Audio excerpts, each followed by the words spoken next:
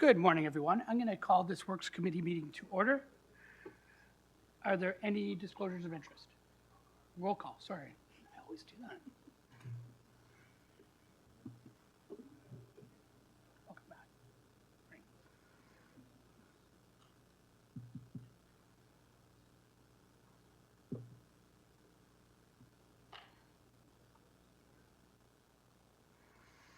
Okay, now are there any disclosures of interest?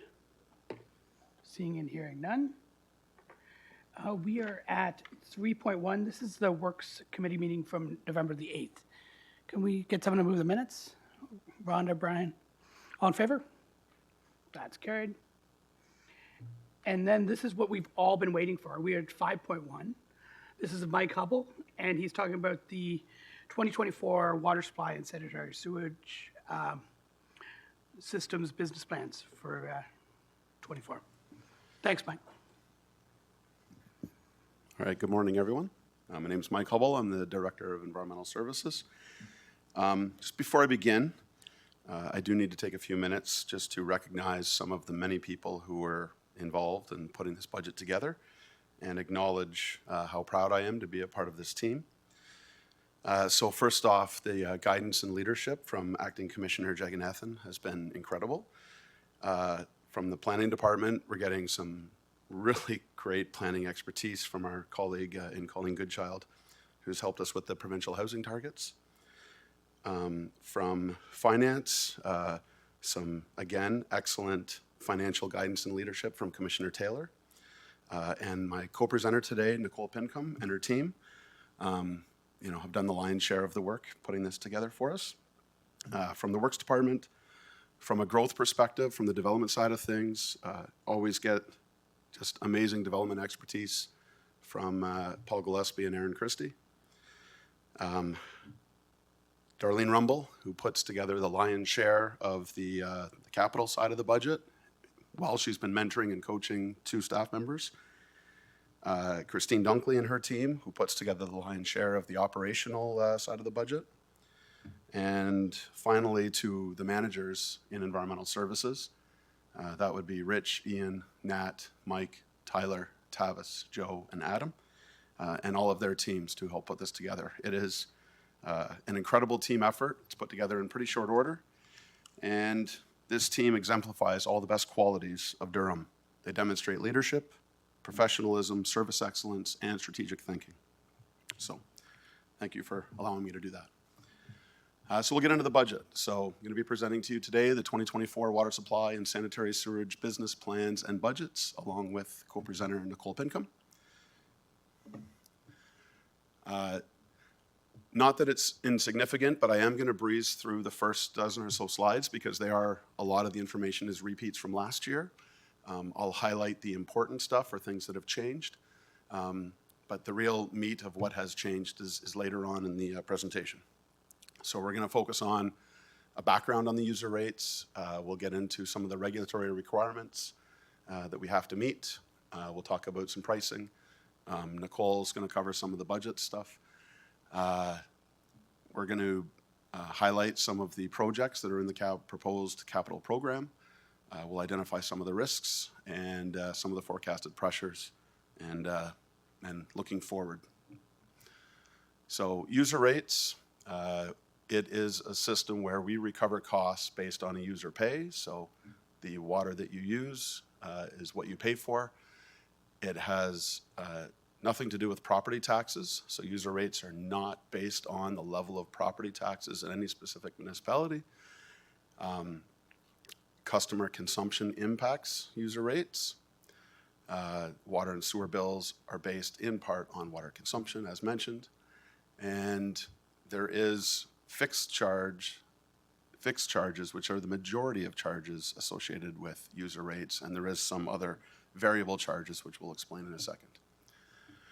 So water trends over the years. The graph here indicates that water conservation efforts through folks, along with things like water efficient toilets and more efficient dishwashers and laundry facilities, as well as education, is paying off because we are seeing a reduction in the amount of water homes are using. Of course, there was a spike during the pandemic as people worked from home instead of commuting to their place of business. Those levels seem to be returning to more or less normal. And what we're seeing in the industry is a lot of secondary units being put in houses.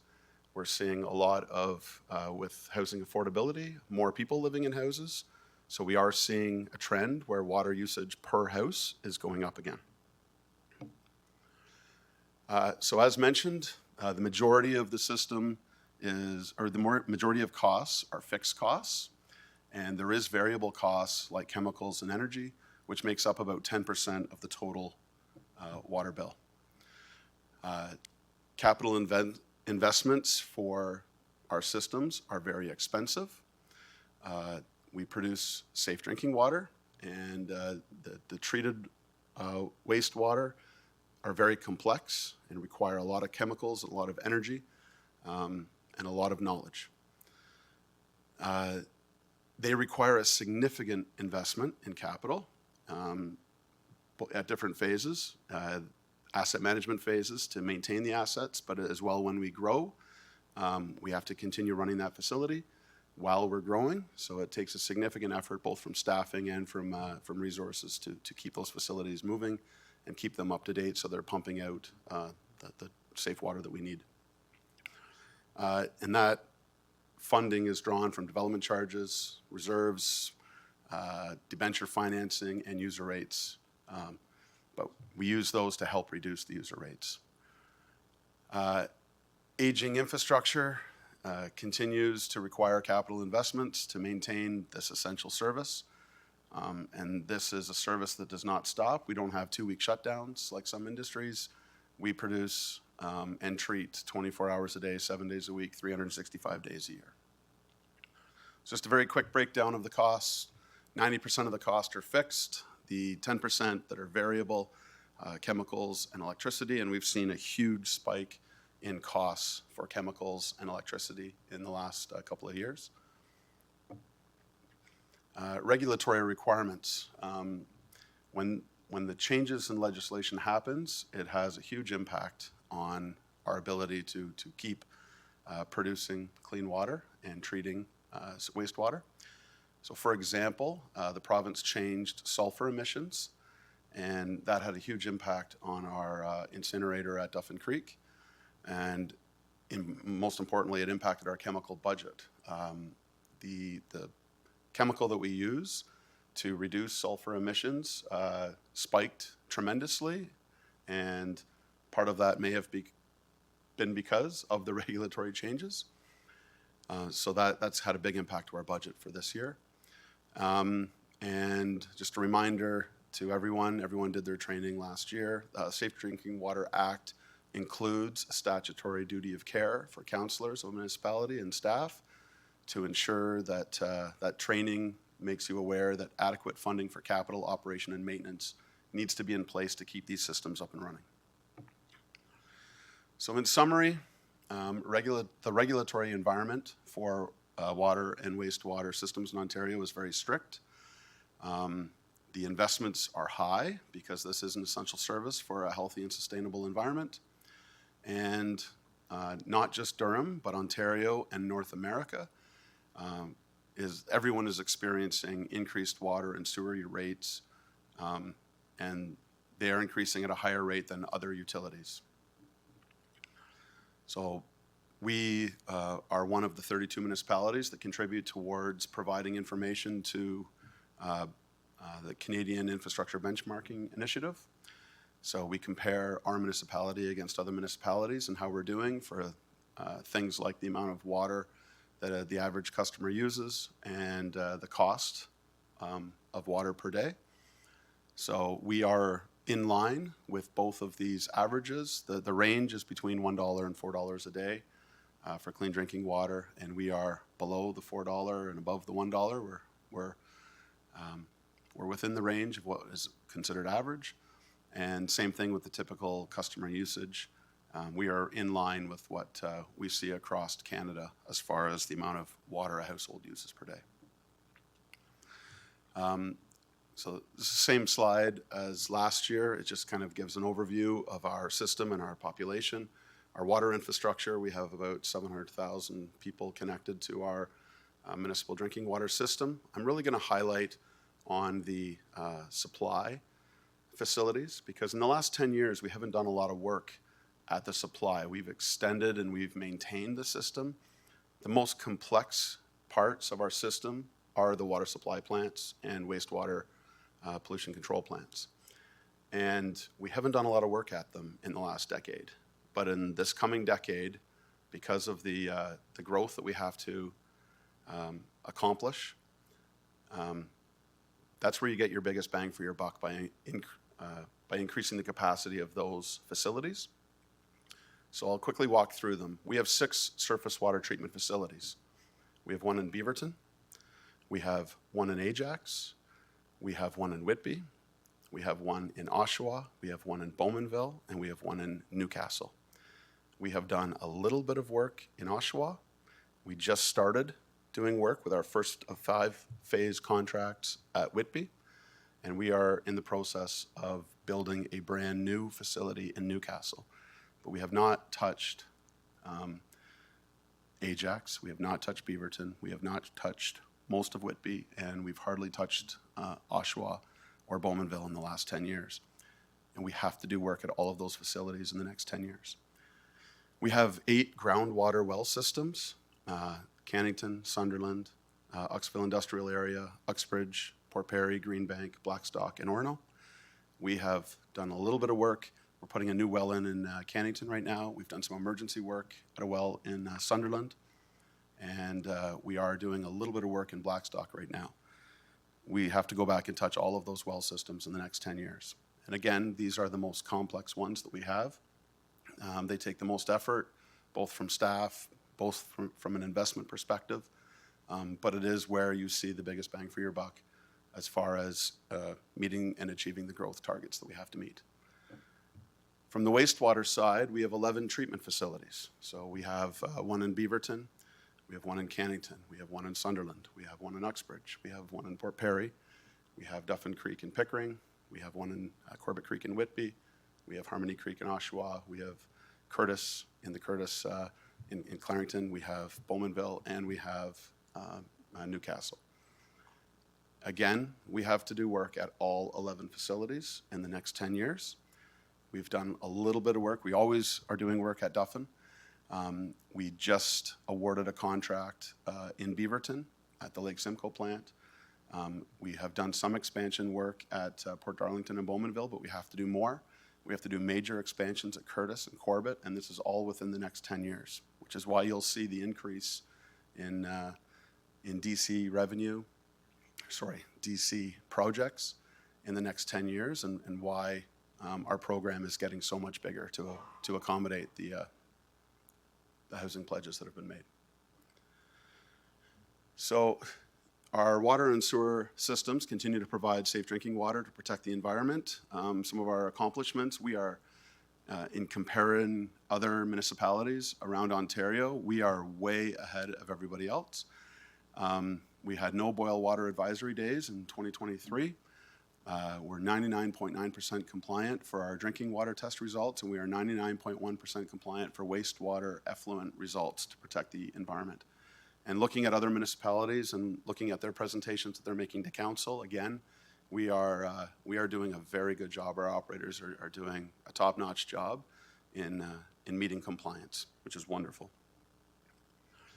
Some of our accomplishments in 2023.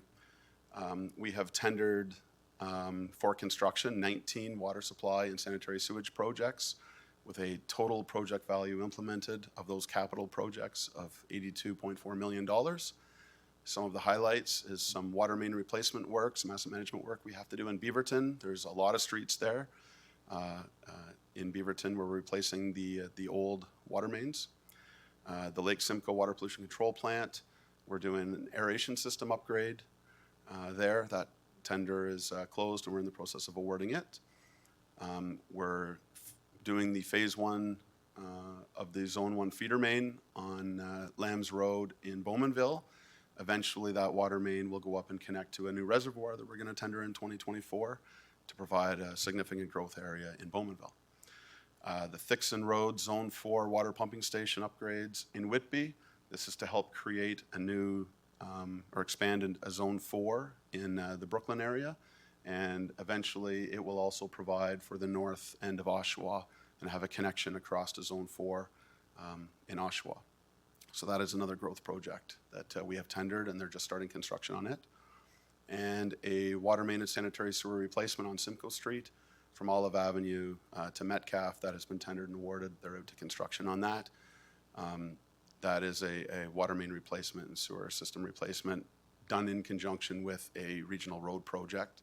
And there's a great partnership there with the City of Oshawa and Durham Region on completing that work. Some other accomplishments. We're in year 3 of a multi-year project to retrofit existing water meters with radio frequency remote reading devices so that we won't have to rely on manual meter readings. And we continue to have a partnership between Works and the Health Department, along with Ontario Tech University and the Ontario Wastewater Surveillance Initiative.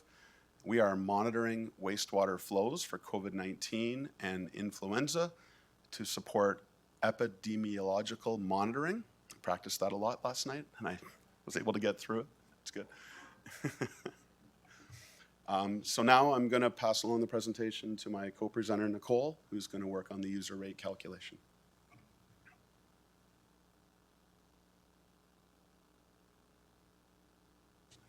Perfect. Thanks, Mike. Thanks very much, Mike. Good morning, Chair Barton, Chair Henry, and members of Council. I appreciate the opportunity this morning to be able to provide some context on how the proposed 2024 Works Department Water Supply and Sanitary Sewer budget that's before you today fits in within the overall context of the recommended 2024 user rate impact, as well as the consolidated water and sewers budget. Before I get into it, though, I just want to recognize Mike is relatively new in his role, as is Christine this year, with respect to, I think this is both of their first budgets as directors of their respective divisions, and the help and the excellent work that their teams have done in terms of pulling this budget together is just incredible. And to both of them and their teams, thank you very much. And to my team as well, they're a small group, but they are a very dedicated and very talented team that are just as passionate about budgets as I am. And I appreciate coming in to work with them each and every day, and the guidance that Nancy provides as leader of our department is incredible. So, user rate increase for 2024. So, as this slide illustrates, there are 3 significant impacts or inputs that go into the calculation of the 2023 rating or 2024 rate increase. The first one is around consumption, and this includes looking at the residential base consumption, seasonal consumption, and ICI, the industrial, commercial, and institutional consumptions. And the second item is customer growth. So there is additional information on, quite a bit of information on both consumption trends and customer growth that you'll find in the 2024 Water and Sewer User Rate Report, which is report number 2023 F37, which will be before Finance and Administration Committee at their meeting next week on December 12th. And in addition to the consumption trends and customer growth is the budget, net budget expenditure requirements. That's both operating and capital. And there are 3 main budgets that go into the consolidated water and sewer budget. The first one is the Works budget, which is the one that's before committee this morning. The second one is utility finance, and the third one is the corporate items one. And the latter 2, the utility finance and the corporate items, will be part of that consolidated budget. Again, that will be before F&A committee next week on the 12th of December, and there's a report 2023 F36 that will cover off those reports as well. And while not before Works Committee this morning, we felt an important context for you to understand the proposed 2024 water supply and sanitary sewer user rate increase based on the 3 inputs that we've just chatted about. And within that context, what's going to be before Finance and Administration Committee next week is a user rate increase of 7.4%. That includes two main things. One is an expenditure increase, which represents a 4.9% increase, and the balance of that 7.4, which is 2.5%, is to begin to provide for the financial impacts of Bill 23. So as I've mentioned, the works portion of the water and sewer budget that's before you this morning is aligned with that overall user rate increase of 7.4%. The budget itself is aligned with and supports the region's strategic plan. It also reflects the significant inflationary pressures and capital cost escalation pressures that are facing the water and sewer budget, as well as advancing the critical growth and asset management capital infrastructure that's required in order to support the housing targets and local municipal housing pledges. And as mentioned, this works budget will be incorporated with the utility finance and corporate budgets to form the consolidated water and sewer budget, and that, along with the user rate report, will be before Finance and Administration Committee on December 12th and then Regional Council on December the 20th. So in terms of getting into the detail of the works portion of the water supply and sanitary sewer budget, the gross expenditures for the water budget is $202.78 million. Of this, 68.85% is related to capital, with the balance of 31.15% for operating expenses. And how the recommended funding for this gross expenditure is 55.25% from user rates, 23.92% from development charges, 13.83% from reserves and reserve funds. There's also a small contribution from the seat and landowners, as well as a balance of the budget being funded from fees and charges, and a very small recovery on the water side from York Region as well for a joint project. On the sanitary sewerage side, the total gross budget is $323.26 million. Of this, 65.5% is for capital. As you can see, the capital component is the largest share of both the water supply and the sanitary sewer budget. And on the sewer side, the balance of 34.5% is for operating expenses. And similarly, how that is financed or proposed to be financed is 33.16%. From user rates. There's a large recovery from York Region, approximately 30.59%, and that's for the operating and capital costs associated with our jointly owned Duffin Creek Water Pollution Control Plan. Development charges of 14.73%, reserves and reserve funds of 5%. The sewer budget also includes $45.869 million in debenture financing for the capital program, which represents about 14.19% of overall financing. And then the balance is coming from fees and charges. So I just want to spend a couple of minutes just talking about, at a high level, the 2024 capital budget and the 9-year forecast. I'm not going to go into the detail. Mike will come back up and walk you through the details of the capital plan, but I just wanted to highlight that the overall 2024 capital budget is $351.348 million for water and sewer, and the total 10-year capital forecast is $5.3 billion. This is a very significant capital budget. It's approximately $1.27 billion more than the capital forecast that was presented to you last year as part of the 2023 business planning and budget process. And this is due in part to the inflationary and capital cost escalation pressures that we're seeing on our capital program, but more importantly, it's being driven by the need to advance growth-related capital infrastructure and asset management projects in order to support the provincial housing targets and the local municipal housing pledges. You'll also note that the first 5 years of that forecast, it's a front-end loaded capital forecast, so you'll see that the expenditures again are much more in the front end, and that's to provide that needed servicing and to stabilize the existing infrastructure through asset management improvements in order to achieve those housing pledges. So again, the capital forecast also incorporates climate mitigation and adaptation measures when we're developing our capital program. We're ensuring regulatory compliance. And the capital plan allows for all capital projects that are needed and ready for construction to proceed. So from a financing perspective of this capital plan, I would mention that the capital forecast is based on the growth rates as set in the provincial growth targets. So from, again, as Mike had mentioned earlier, the planning department has provided great inputs in terms of what the unit forecasts will be with respect to achieving those provincial growth targets. And that's what underpins both the capital planning side, but also the financing piece. So this capital financing strategy is based on achievement of those housing units and those development charge revenues coming in. And if the growth, it is an aggressive growth forecast, and if that growth forecast is not achieved, there will need to be further user rate increases, additional debt financing, and where possible, additional financing from reserves and reserve funds in order to fill the gap from the lack of development charges if that growth forecast is not achieved.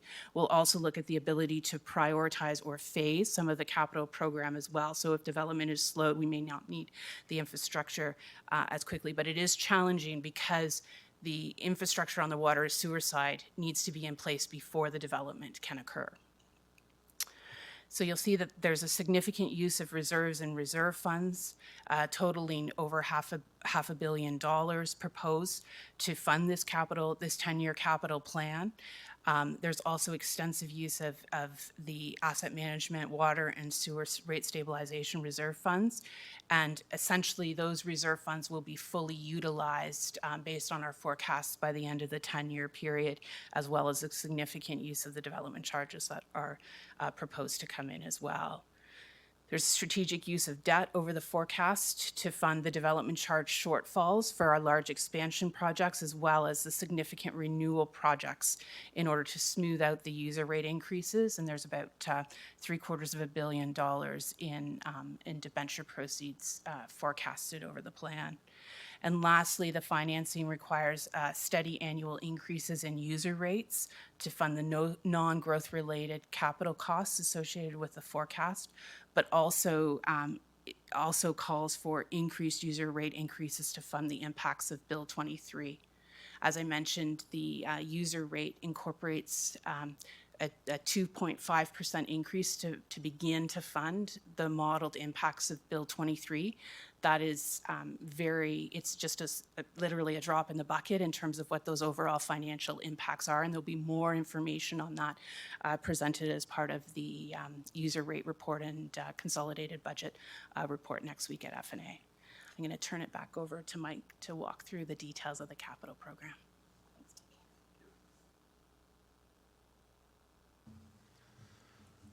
Okay, so for 2024, from a capital perspective, we're looking at about $3.5 million to do some planning studies, some class environmental assessments, about $66 million to do some detailed design assignments, and $225 million in construction funding to tend to these projects. The split, there's only three types of projects that we have. There's growth projects, there's compliance projects, or there's asset management projects. Sometimes we lump them together to have some cost efficiencies. But asset management-wise, we're looking at $136 million worth of work in 2024. From a growth perspective, $168 million worth of work. And as Nicole mentioned, it's because we have to bring our facilities up to a current standard to be able to produce and treat water so that we can meet these housing targets before we start the growth projects. And then there is some compliance work we have to do. For example, the Technical Standards and Safety Authority has diesel fuel tank storage regulatory change that has impacted our diesel fuel delivery. So we've had to go out and touch basically all 75 of our pumping stations and plants to be able to have fuel delivered to those facilities so that we comply with the new regulations. From a linear infrastructure perspective, we've got about 15.7 kilometers worth of water and sewer replacements. A lot of that work, again, to save money, is being done in conjunction with our own region road, our local municipality, or our bus rapid transit projects. And then we've got some independent projects where the road needs weren't required. So we've got about 8.3 kilometers worth of replacements. So a total of 24 kilometers worth of replacements in Durham in 2024. I'll walk you through some of the highlights from the 2024 budget. So Duffin Creek, as mentioned, we're always doing work at Duffin. It is a $2 billion replacement value asset, so there's always lots to do. We're focusing on 2024 in two areas. On the solid side, we've got work to do at our incinerators. So we are replacing reactors 1 and 2. So that estimated project cost is $400 million. We do share in that cost with York. York takes the majority of the cost, but our share is still $104 million. And we've got some remedial work to do on the liquid side of the plant, and that amounts to $55 million total project, but Durham's share of that is $11 million. Along Highway 2 in Pickering, through a bus rapid transit or a BRT project that's led by them, we have to replace water mains and sanitary sewers within that stretch. But because of intensification targets, because of the amount of new towers and intensification in Pickering, we are going to upsize those pipes while the work on the road is happening so that it accommodates future growth. The estimated cost of those two projects is about $24 million, and it's going to be done in phases. So that work helps support Pickering's 2032 growth target of 19,000 new homes. In Whitby, again, as part of a BRT project, we are extending a sanitary sewer from West Whitby under Highway 412 over to the west side of Highway 412 at a total estimated cost of the sewer of about $15 million. And again, that's to support Town of Whitby's 2032 growth target of 18,000 new homes. In North Oshawa, we're just about finished the first phase of work, which is on Conlon Road. It's a new water main and sanitary sewer from Stevenson westerly over to Gerrard, almost to Thixon. That's the first phase. The second phase is expected to go out in 2024. That is from Stevenson to east of Simcoe Street. The total project value, because there is another further extension that's going to take us all the way over to Ritson Road in the future. That project will be led by the City of Oshawa because there's roadworks associated with that. But the total project cost there is $26 million. That is to bring a new big feeder main across Conlon Road to support growth in the North Oshawa area. And that is to support Oshawa's 2032 growth target of 23,000 new homes. Up in Sun Valley, we have budgeted for 2024 construction target to tender out for the work on Bickle and Roselawn, where we're going to extend sanitary sewer and water mains along those roads in conjunction with a City of Oshawa project. In Bowmanville, again, phase 1 of this project went out in 2023. It's under construction now.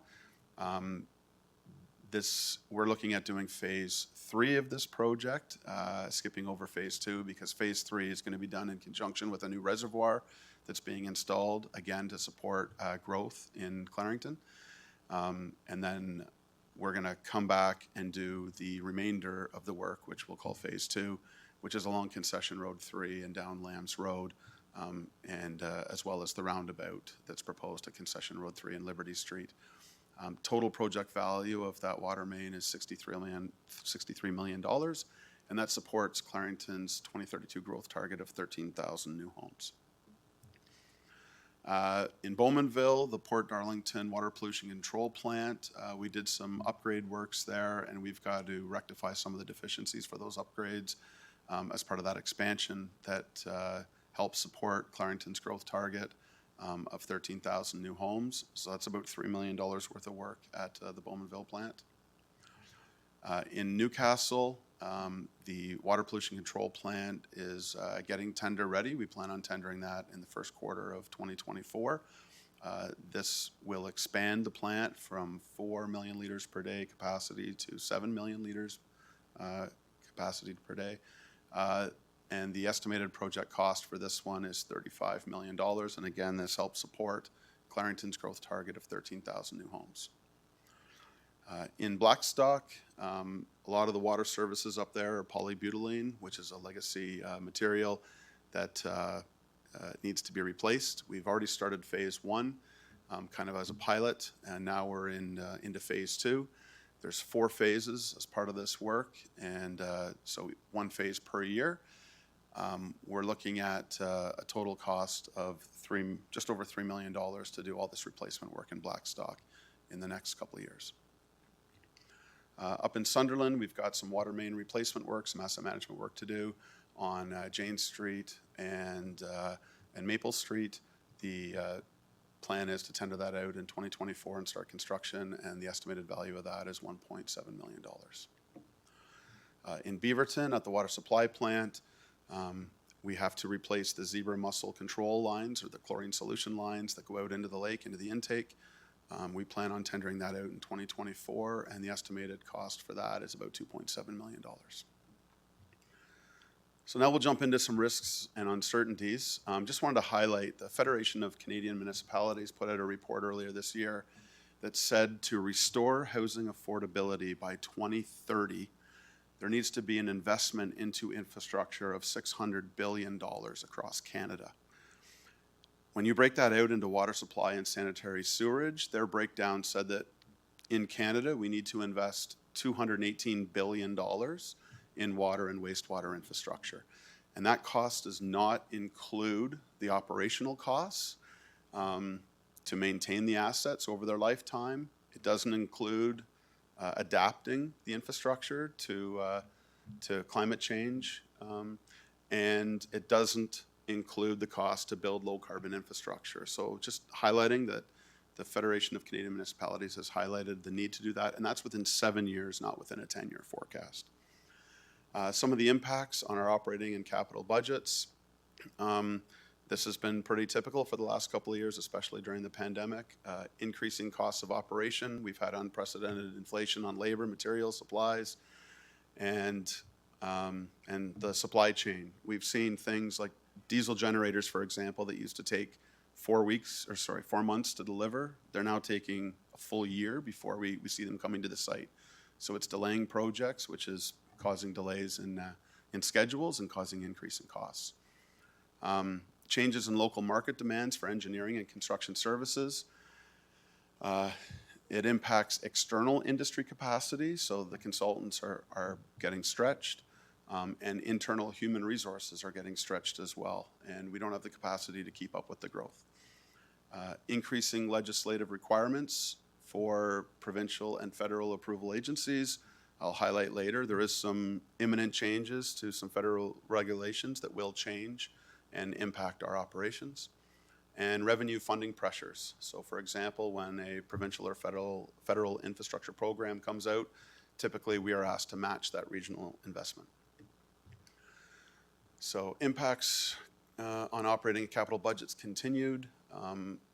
We have to significantly advance our capital program to provide servicing to support provincial housing targets. We've mentioned that several times already.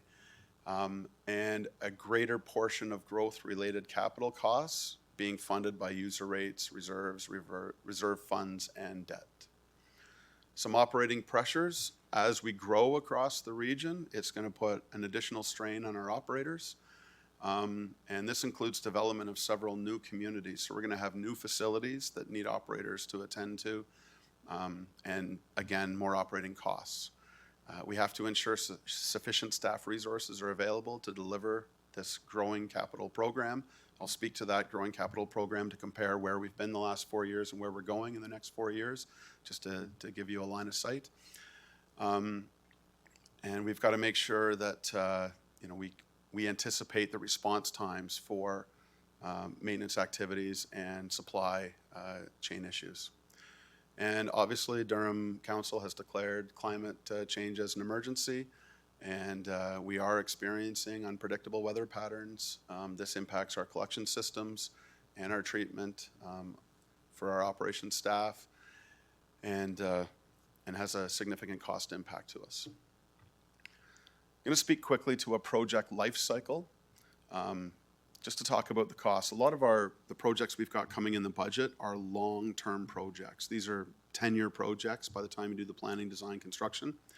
And just wanted to walk you quickly through the life cycle of these long-term projects. So we identify the needs for that project. Again, I mentioned before, there's only 3 types of projects. It's either growth or asset management or compliance. From the project inception, the objective of where we need to go is clear, but the path to get there is not always. When we get into the planning side, through an environmental assessment, we identify the problem statement for the project. So what needs to be addressed? Well, we need to increase the capacity of a water pollution control plant, for example. We know that. Then we walk through a whole bunch of alternatives that we consider. We say, look, we develop a whole bunch of alternatives. What can we do to increase the capacity of that plant? We evaluate it against a complex matrix that considers cost, environment, social, cultural heritage. And then we engage with stakeholders and rights holders to get their input into the project. From there, we select a preferred solution. But again, that preferred solution is at a high level. It says we want to use this treatment, we want to do this to the plant, we need to accomplish this. And further analysis is required at the detail design stage. Once we get into detailed design, sometimes regulations change. Sometimes effluent criteria changes. They reduce the amount of phosphorus you're allowed to put in your effluent. So then we have to step back and do a quick study to make sure that we are going to meet those effluent criteria changes, or what other treatment do we have to do to meet those. We might have to do tertiary treatment at some of our plants to meet those criteria. And at the same time, because there's an efficiency of costs, we always do a condition assessment. So we'll have a multidisciplinary team, our electricians, structural folks, mechanical folks, walk through the plant and identify what are the deficiencies in the plant right now that don't meet code compliance or they need to be replaced. So these get added to the project. Again, they get added. They need to be done. The facility probably isn't robust and resilient enough to handle the growth without making these changes. But we tend to have to add to the scope to accomplish this, but it's always done with the best interest of cost efficiencies in mind and making sure that the plant can survive the expansion. So some of the things that can happen to add to the scope, the plant operation needs change during time. This could be regulatory, this could be a part of their licensing, it could be a lot of things that changes the way we operate the plant. It could be electricity savings, which we do a lot of. We change the way we operate so we can save on electricity costs.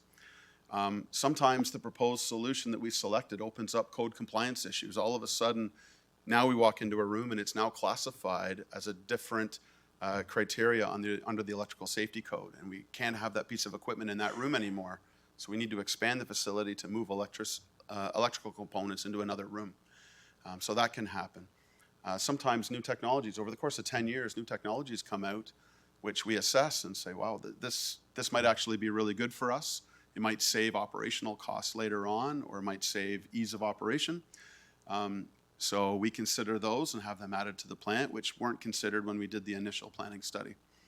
And things like supply chain delays, where a diesel generator takes a year to get here now instead of 4 months, that extends the scope of the contract. It extends the contractor being on site. It extends a lot of things, which turns into a longer duration of construction and increases costs.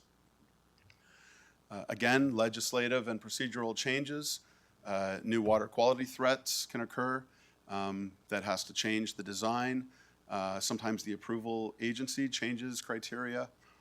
We have to adopt best practices. So for example, in 2018 with the Williams Treaty Settlement from the provincial and federal government, we now have new responsibilities when it comes to consultation with our rights holders. And obviously things like Bill 23 happen out of the blue.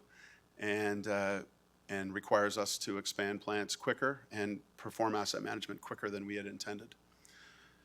Some susceptibility to market trends in the environment. Impacts from the pandemic are still present. We're still seeing supply chain and inflationary costs more than what we had expected them to be. External industry capacity for engineering and construction works, as mentioned previously, and also the unpredictable weather patterns and the change in them is impacting us as well. So from a productivity perspective, I'm just going to highlight what we've accomplished in the last 4 years. In the last 4 years, we've averaged just over 20 projects tendered per year. So that's about 2 projects per month we tender out. And over the course of a year, those projects add up to about $113 million for the year, which is pretty impressive for our pretty small team.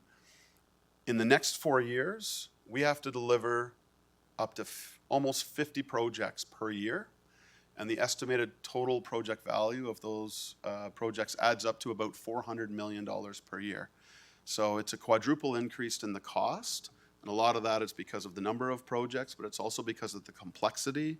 As I mentioned earlier in the slides, we're touching all of our treatment plants and our supply plants. And that's where a lot of the money is going towards. But this works out to tendering a project every single week over the next year. And people are the ones that deliver projects. So, we've considered that we need to add staff to help deliver those projects. Really wanted to focus on us having to advance projects because of provincial housing targets and to support the higher levels of development that are being proposed on us. So we have advanced 26 projects by about 1 to 2 years in the capital program. As Nicole mentioned, we've really front-ended the budget because you have to have the capacity in place before you can allow the development to proceed. This includes 16 water supply projects and 10 sanitary sewage projects. This is both linear and vertical projects across the region within the 10-year forecast that have been advanced. And before we can get in to expand a major facility, for example, our Pickering, Ajax, Whitby, Oshawa, Curtis water system is all integrated. It's all connected. You can't work on the Whitby water supply plant without having the supporting plants, Ajax and Whitby, up and running at full steam before you need to do a few tweaks to Whitby, for example. So we have to do asset management work at our facilities before we can begin the expansion programs. So we have added 9 projects to the budget. These are asset management projects at our major vertical facilities. 7 of them are water supply plants or major pumping stations that push water from one municipality to another. The value of those projects comes up to $86 million. And from the sanitary sewage side, we're looking to add 2 asset management projects. That is to Curtis and Corbett Creek, which supports Whitby, Oshawa, and the Curtis area. And those project asset management values are worth about $28 million. We need to get those plants running at full capacity to handle the development before the expansion comes in the near future. So again, some forecasted pressures from a growth perspective. We now have increased demands because we've got new facilities and extensions of facilities. We've got increased demands for infrastructure maintenance, increased operating costs, new equipment requirements to service, to maintain that growing infrastructure. And we also need to continue to pre-service employment lands to support employment growth in the region as well.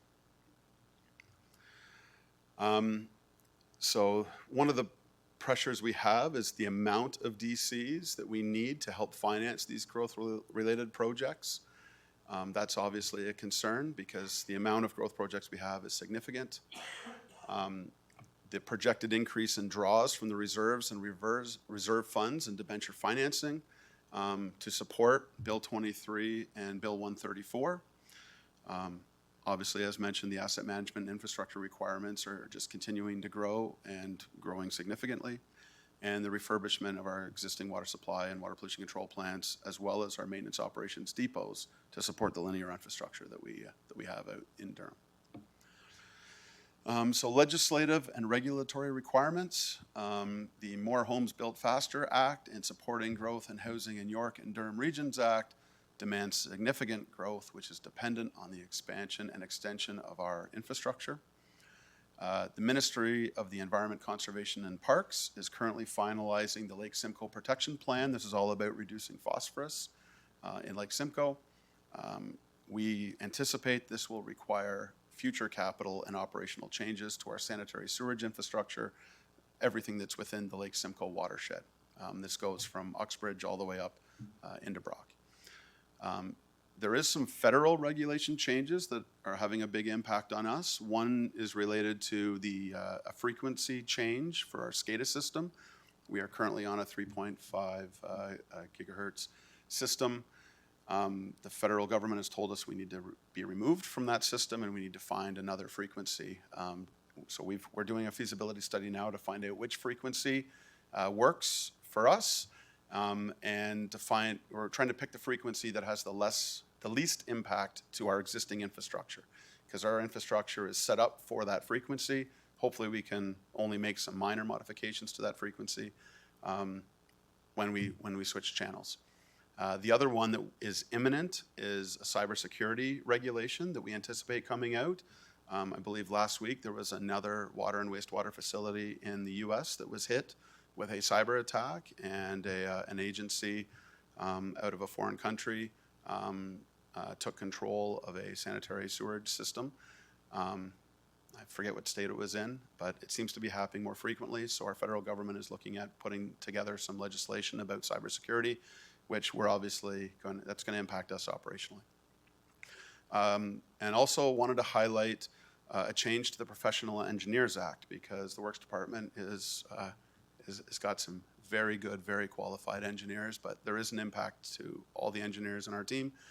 Regulation 941 of the Professional Engineers Act, as of January the 1st, 2024, you are required to complete continuing professional development annually. You need to do this to maintain your license. And this impacts all 8 area municipalities as well. All of their engineers are going to have to do this too. And this will impact divisional budgets, and it will impact productivity of projects. So what we have to do is we have to complete a survey. It tells you how in-depth into engineering you do per year. The more intense into engineering you are, the more hours you have to take. I've surveyed the engineers in some of our teams, and the hours range between 13 and 26 hours per year that they have to take. So almost a week worth of training that they have to do. This includes going to conferences or lectures or coaching and mentoring. There's certain things that you have to do per year. You have to submit it to the PEO and make sure that you meet your required hours, or you don't get to maintain your license. So we have increased our budget for education for each division to help accommodate that change in regulation. So thank you very much, and I'm happy to take any questions that anyone has. First of all, Mike, fantastic presentation. You obviously know your business inside and out. Even when you're speaking, you can tell you're picturing the map of where your pipes are, what's happening, how it's happening. I'm just incredibly impressed with your knowledge and your entire team's knowledge, so thank you for that. Thank you. First on the list is our vice chair. Oh, yeah. So first, we're going to have a motion from Councillor Nicholson. Go ahead, Brian.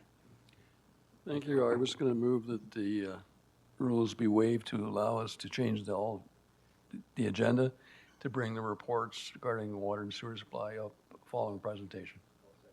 Okay. Okay, all in favor? That's fine. Okay, and next we've got our vice chair.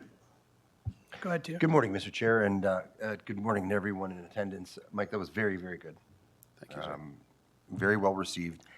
I think that there are some, considerations that we have to make here around this table, because you've presented to us what, staff's reality is, but I think we're going to have to take a very close look at what the priorities are. I think by now, through you, Mr. Chair, we're probably aware that, in the top 3, according to to economists, and the top 3 drivers for inflation, municipal taxes and fees, are sitting right there in the top 3 right now. These pressures that we're incurring by way of legislations from other levels of government are being forced on local residents and users. So my question through you, Mr. Chair, is has staff put together a priority list based on what it will take for us to continue to operate in the current state without having expanded major capital projects? Because, and I'll tell you why. In the city of Oshawa itself, and that's why I was a little delayed getting here this morning, we're getting a number of applications for accessory units and, you know, auxiliary units and whatever you want to call them now, to the tune of, you know, at least 3 units per property. And that's something, because of the housing crisis, that the provincial government's moved towards. So that's a planning issue. But when it comes to capacity, we have capacity for over 8,000 units currently. So do we have a list available from other municipalities and what the capacity would yield if, you know, the current services are being provided and remain that way until, for example, other levels of government provide us with funding to expand our services? Okay, so through the chair, I'm going to answer that question with how much risk are you willing to take? Because Well, no, hold on a second. Yep. It's not risk. Let's not go to risk, because we're looking at a 7.2% increase in user fees to facilitate future needs.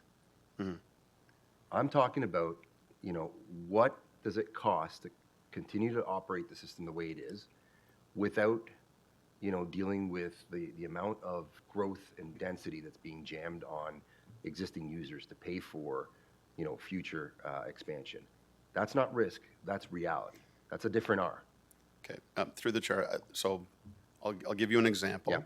Last year, this year, there was 2 significant fires, one in Ajax, one in Pickering. The one fire, we estimate that they used 14 million liters of water to fight that fire, which drains an entire reservoir.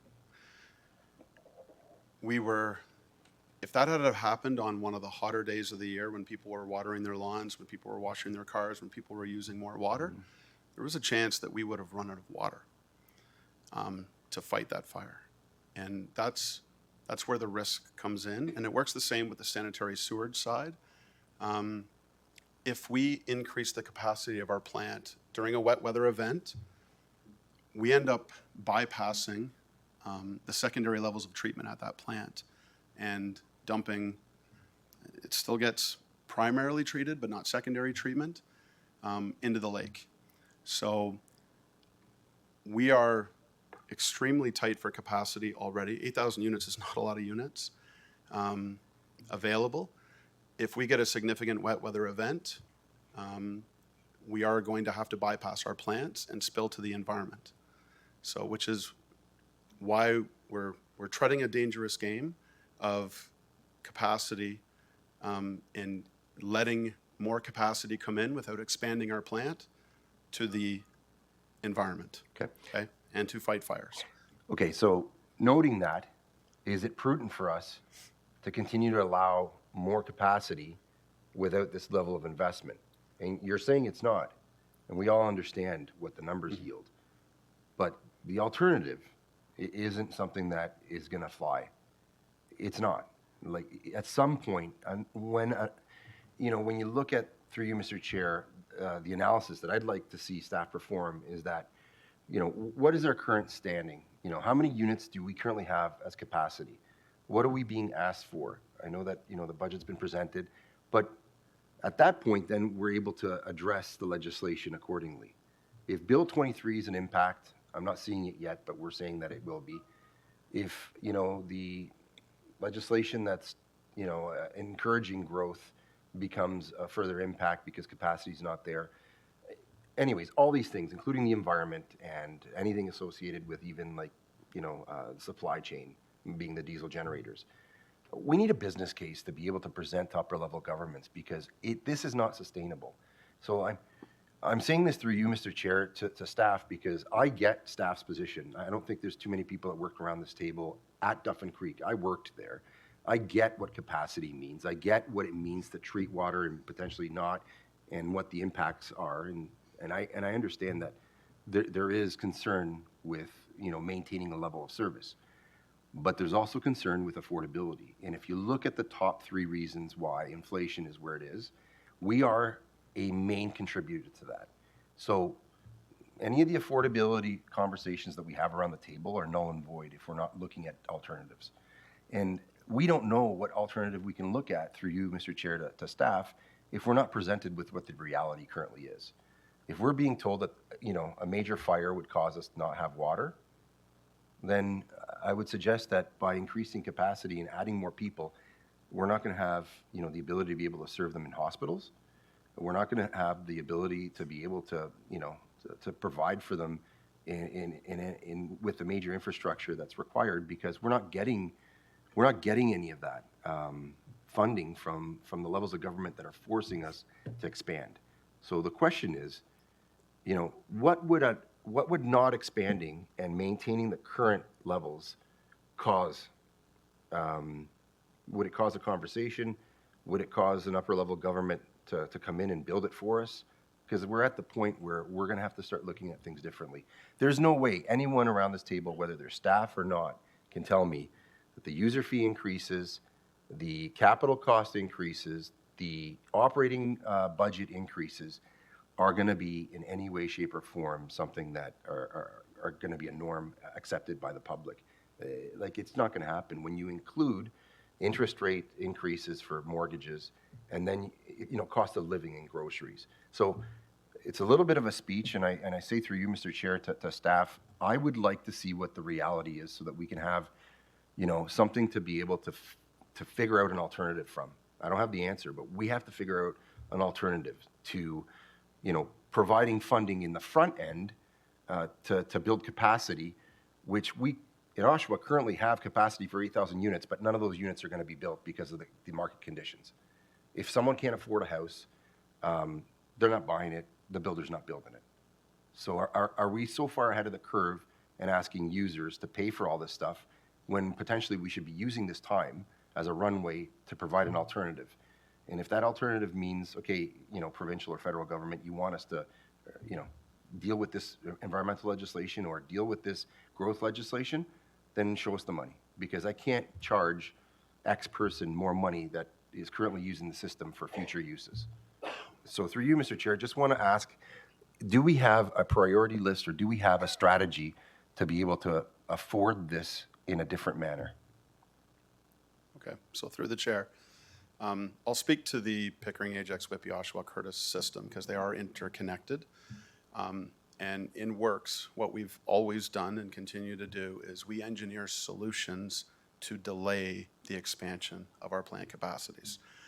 We've been doing that for years. We're able to move water from one community to another to keep up with capacity.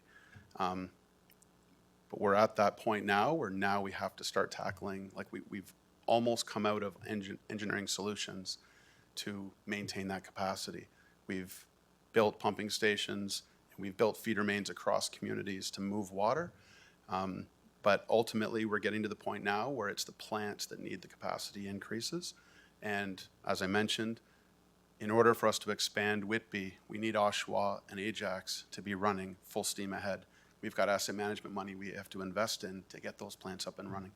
So we do have a priority list, and it's based on the growth targets. There is efficiencies in costs with spending DC money to replace a pump that you would have otherwise had to have replaced with user rate money. Instead of replacing the pump, you would increase it with bigger capacity. So there is efficiencies in using the growth projects to help keep the user rates at bay as best we can.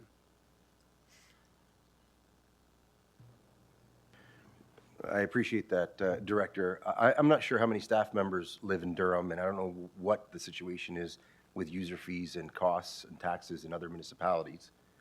But I do know that when I turn the TV on, when Toronto gets a toothache, they make billions.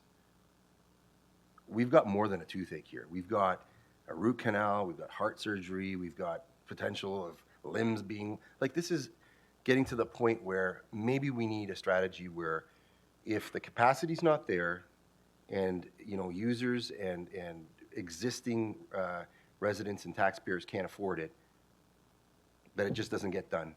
And if the province wants to put us in planning jail for not meeting the targets that they're setting, and then they can come and help us understand how to be able to afford it, because it's not happening the way that we're continuing on this path. And I know it's not popular for me to say this, not from the staff level, that's for sure, because at the staff level, if I were on your side, I just want this approved, because it would just make things easier.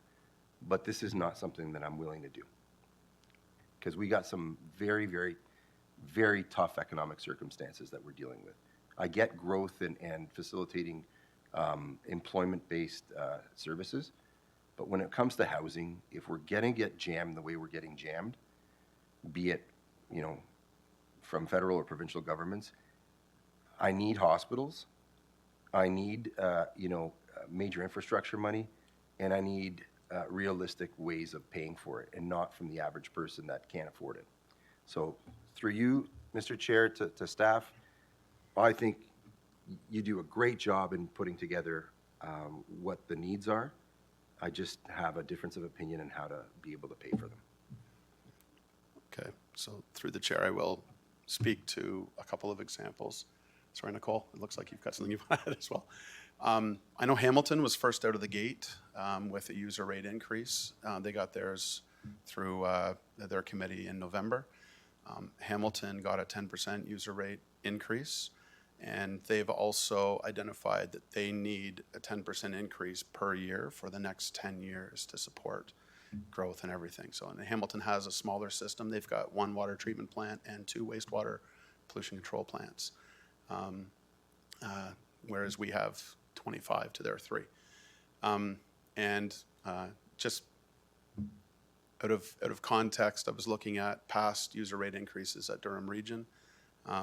Over the last 15, 20 years, we've had increases of 9.5%,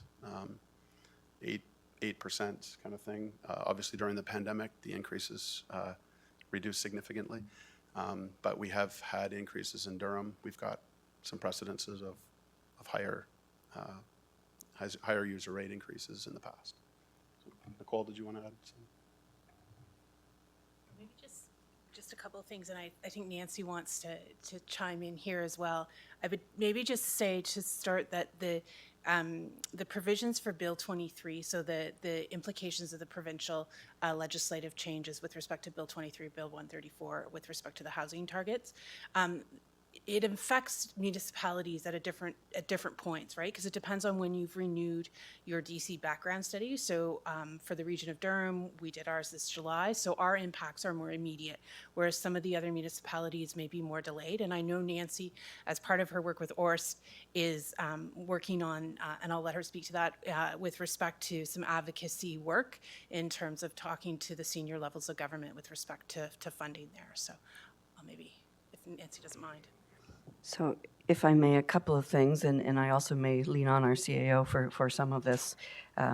Keep in mind that the user rate and the budget report conclusively is in front of FNA next week. So the actual rate approval is subject to FNA, just as an overriding thing. From some of the other issues that were raised, Bill 23, of course, was passed last November. So there was no time to accommodate any of it in the water sewer budget last year because it was essentially printed on paper by the time that came into play. And I'll also say that Bill 134, which is the affordable homes one, it received royal assent this Monday.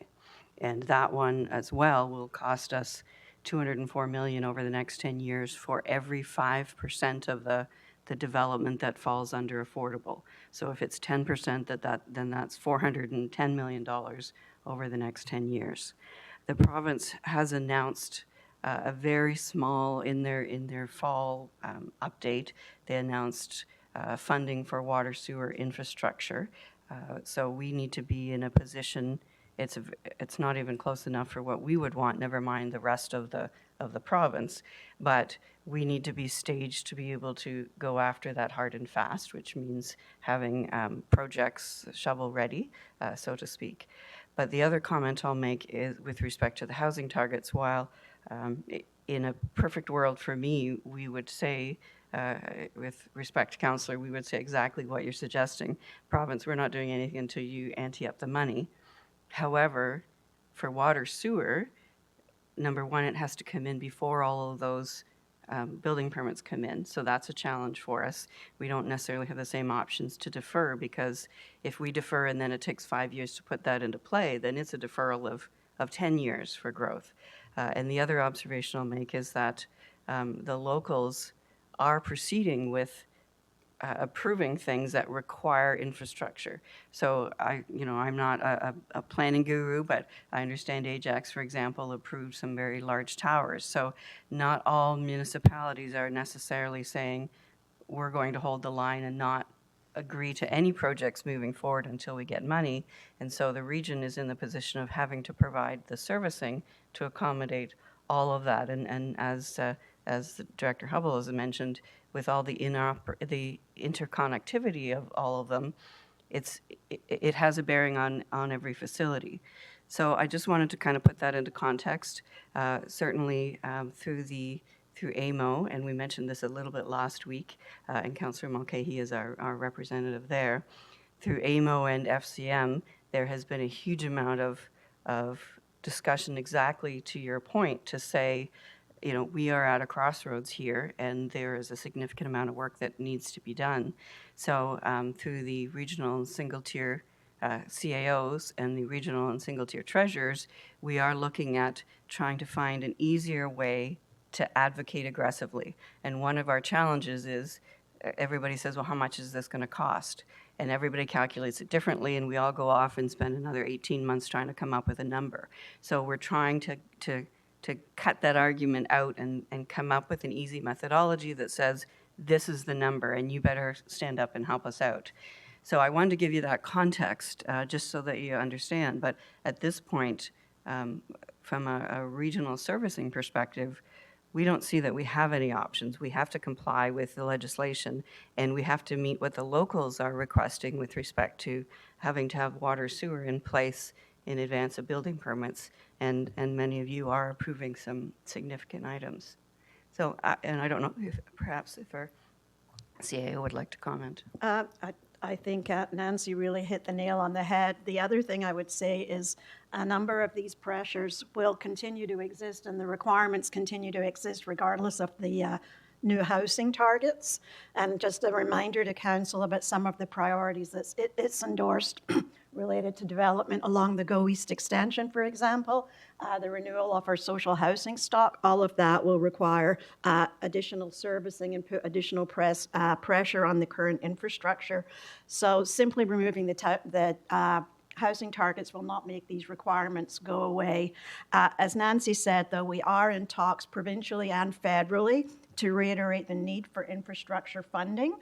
We're doing it both on our own as the region and in partnership with other organizations, including AMO and FCM. No direct results yet, but I can assure you that we continue to push very hard at this, and we have, at least at the staff level, had a recognition that there are infrastructure pressures that need to be addressed. Okay, so we have a number of people on the speakers list. Could we cycle back to you after a few people have a chance to speak? Is that right? Okay. Yeah, you're not on mic, but I'm going to go to Councillor Crawford and then cycle back. So, thank you. Thank you for your report. It was very depressing.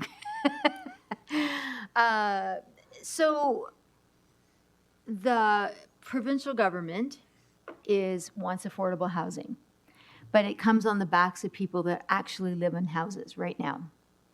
And the people that we project to be coming into the region won't have to pay for it. It'll be paid for before they step foot into an apartment. I feel that is so, we're essentially saying that people in houses now are going to have to pay for the new people coming in here.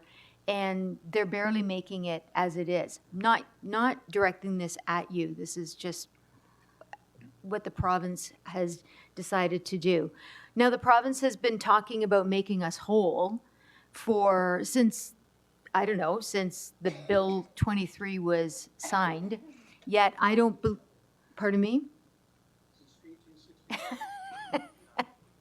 Since 1867. However, it seems that those words are no longer being talked about as far as making us whole. He seems to be quite frustrated at the fact that we are not building houses. But there are things that need to get done, like you're stating, before we can even enter into those conversations. With regards to our 60-story towers, when we had our public consultation meeting, or when the Strong Mayor thing went through, the question was asked, do you have capacity for water and sewage? And they said, yes, we do. So I guess I'm just curious, do we or don't we have capacity for that building? Okay, so through the chair, you need to look at capacity through several different lenses. Number one, there's water capacity and there's sewer capacity. There's capacity at the plants, there's capacity downstream of the development, and then there's capacity within the zone of that development. That development, I believe, you're talking about the one on Bailey and Westney? Westney, yeah, Westney. Yeah, okay, Bailey. so that would be in Zone 1 water pressure district.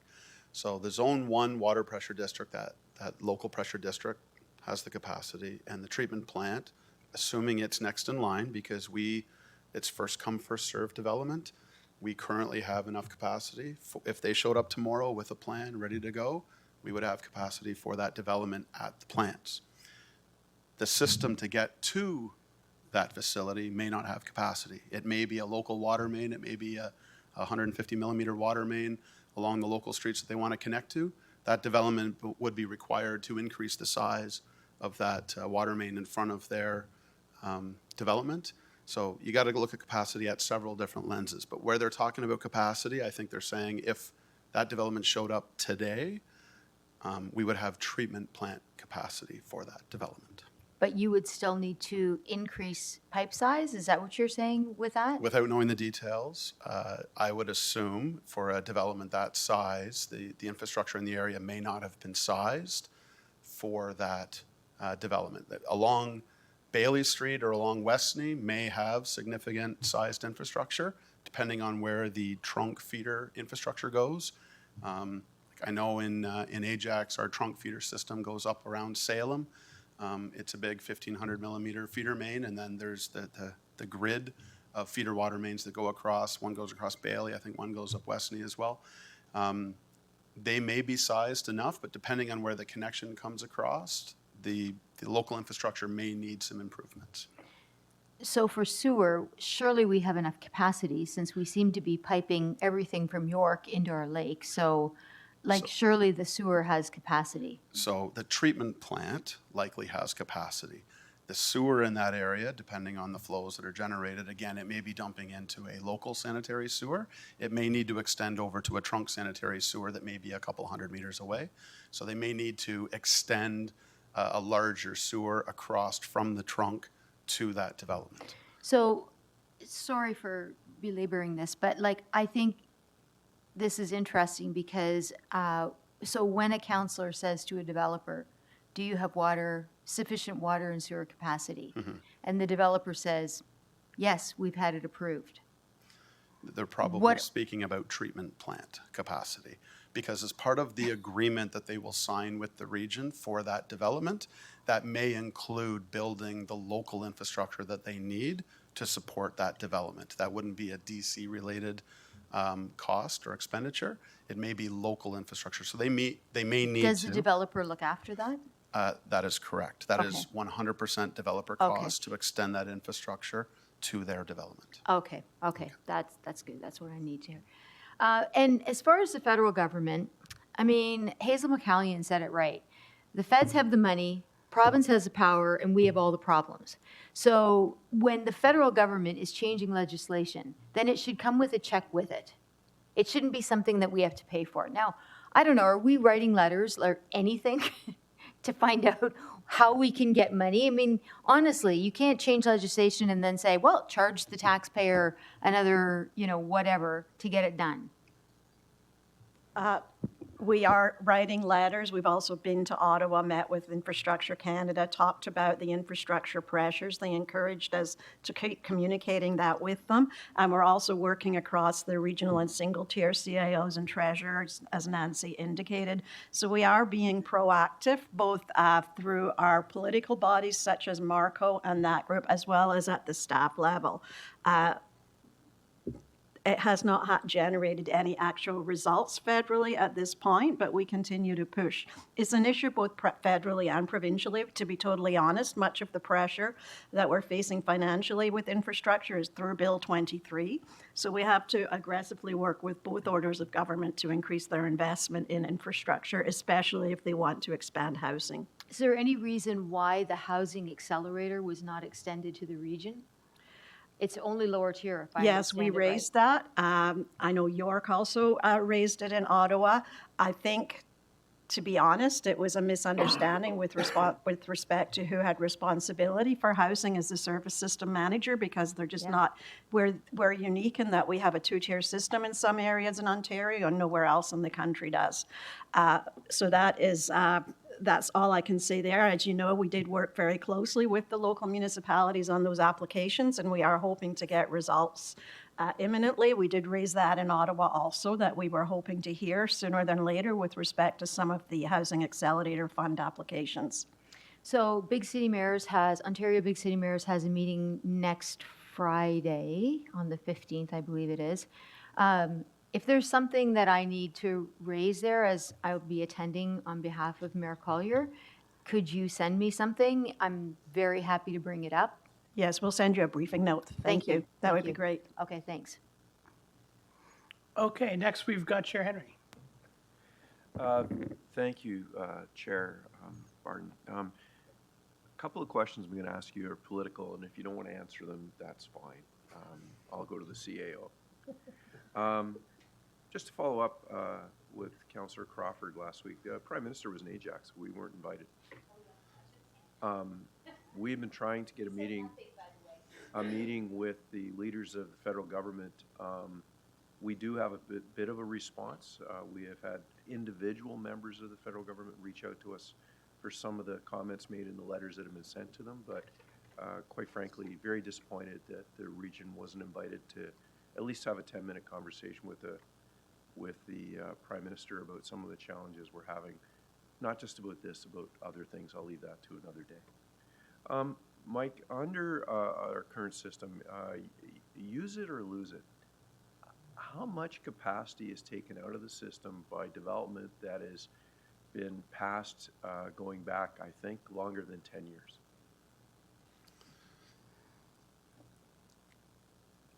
So through the chair, we don't allocate capacity until the signing of a subdivision agreement. So they may have draft plan approval. So those developments may be approved conceptually through a draft plan, but we don't assign capacity to the unit until they sign a subdivision agreement. So it's different for Seaton. Seaton has some pre-allocated capacity there. But the rest of the region, if that development has proceeded through draft plan, it doesn't mean that they've been given capacity, only through the signing of an agreement. And it's pretty rare. We don't have too many agreements out there where the developer has not started building yet. So that was a leading question. So we come back to Seaton. The capacity for Seaton is immense, yet construction is years, maybe decades away from being. What would happen if that capacity came back into the system? I may have to defer to to Mr. Hunt to speak about the agreement between the Seaton landowners and the region as it relates to capacity, because that is a loaded legal question. I think that's probably one we'll have to look into and get back to you on. I didn't anticipate that coming up today. Apologies. That's fair. Next question. The cost of water generation is exactly the same in all 8 municipalities. but the complexities of each individual municipality are very different. But that's why regional government works. That when you talk about how we come together as the 8 municipalities, it means that a glass of water in Beaverton is the same cost of a glass of water in Curtis or Pickering. Regional government does work. The province did say that during the process, Ms. Taylor, that lower tier municipalities would be made whole related to this, but they've never mentioned that regional governments will be made whole. Through the chair, I believe that's correct, because there was a general statement when Bill 23 was announced that municipalities would be made whole. But the next layer, when they talked about the housing pledges, they essentially alluded to the fact that if you meet your housing pledges, you would be made whole. And of course, the region doesn't have housing pledges, the local. So I'm not even sure that they're always clear on what they are suggesting. But my interpretation of that is that certainly if there is any prioritization, they are looking at dangling those funds to the housing targets, which are not the region or the locals. Thank you. I guess the next question would be to our CAO. So during the process, and I know we've argued this, that Build More Homes Faster never ever talked about increased capacity in systems or healthcare. That's correct. So the challenges that we're having with growth related to Build More Home Faster, I don't think, this is my opinion, that the provincial government truly understood what the increased costs to municipalities would be. And I do not think they understand what the changes to the Development Charge Act has created in increases in costs for municipalities. It's just my comment. I know that the MPPs that I've talked to, they don't understand it. And we're trying to get a meeting with a couple of the senior ministers as we speak to explain the development charges and how Durham is the first out of the gate. But can you imagine what's going to happen when the city of Toronto has to come out and redo their development charges? The next question.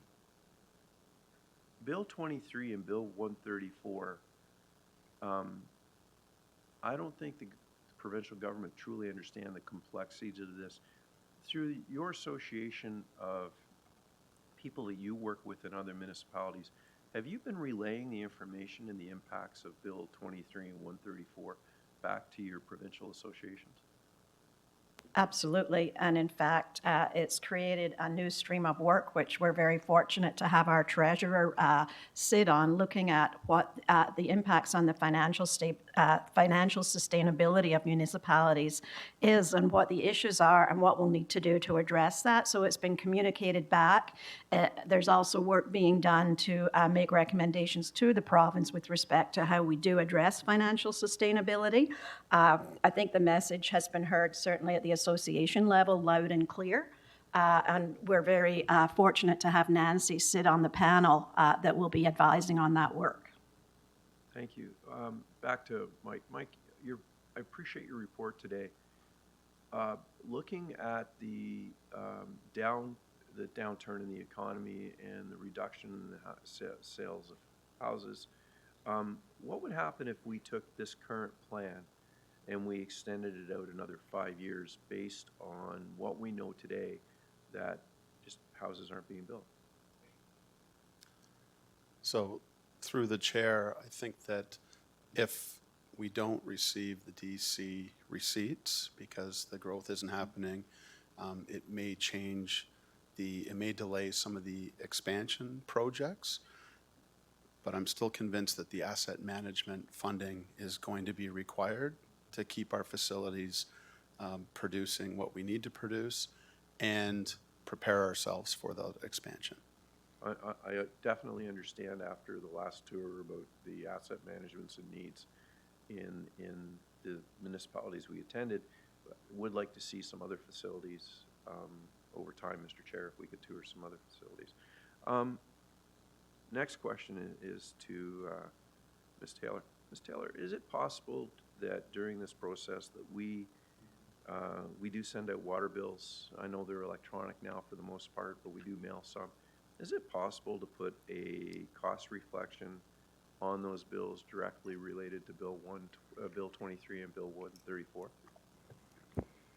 So we can certainly, on the inserts that go and on our water billing website, My Durham Water, we can put all kinds of notifications, and certainly with communications as well across the regular Durham websites. But we can certainly put communications into all of those items to try to very strongly reinforce the reasons why we're faced with this increase. Not just the reasons why, but the percentage, the dollar amount. Certainly, yes, we can say this percentage will be high level, but I mean, essentially what we're suggesting that you'll see on Tuesday is that the water sewer budget is 4.9 and we have 2.5 for Bill 23. So we will certainly be very clear in our communications. So do we know what the forecasted surplus is for this year? Through the chair, I don't have that number, but I can say to you that through reports that have come to this committee, we have utilized surplus for capital projects that came in over budget, as was explained by Director Hubble. So I don't believe there is much. Certainly, whatever there is goes into the water sewer rate stabilization. And as you heard Nicole mention, we are draining those in this capital forecast window in order to accomplish all of the funding shortfalls that we see. Okay. Two final questions. Have we managed to convert all of our operational facilities that were analog to digital so that we can connect them all? Sorry, I didn't hear So the question. I heard a cough. Some of our facilities are analog facilities. Yes. Within this plan, all of our facilities will be connected to a network that we will be able to control in a different way. So through the chair, correct. We are implementing in phases. We've started in the east, now we're in the south, and then we're going to be heading north with our water infrastructure to increase our SCADA systems. And that plan is within the 10-year. And this year in 2024, we're starting a master plan for the sanitary sewage side. And the plan is to implement it within the 10-year window to do a complete SCADA upgrade.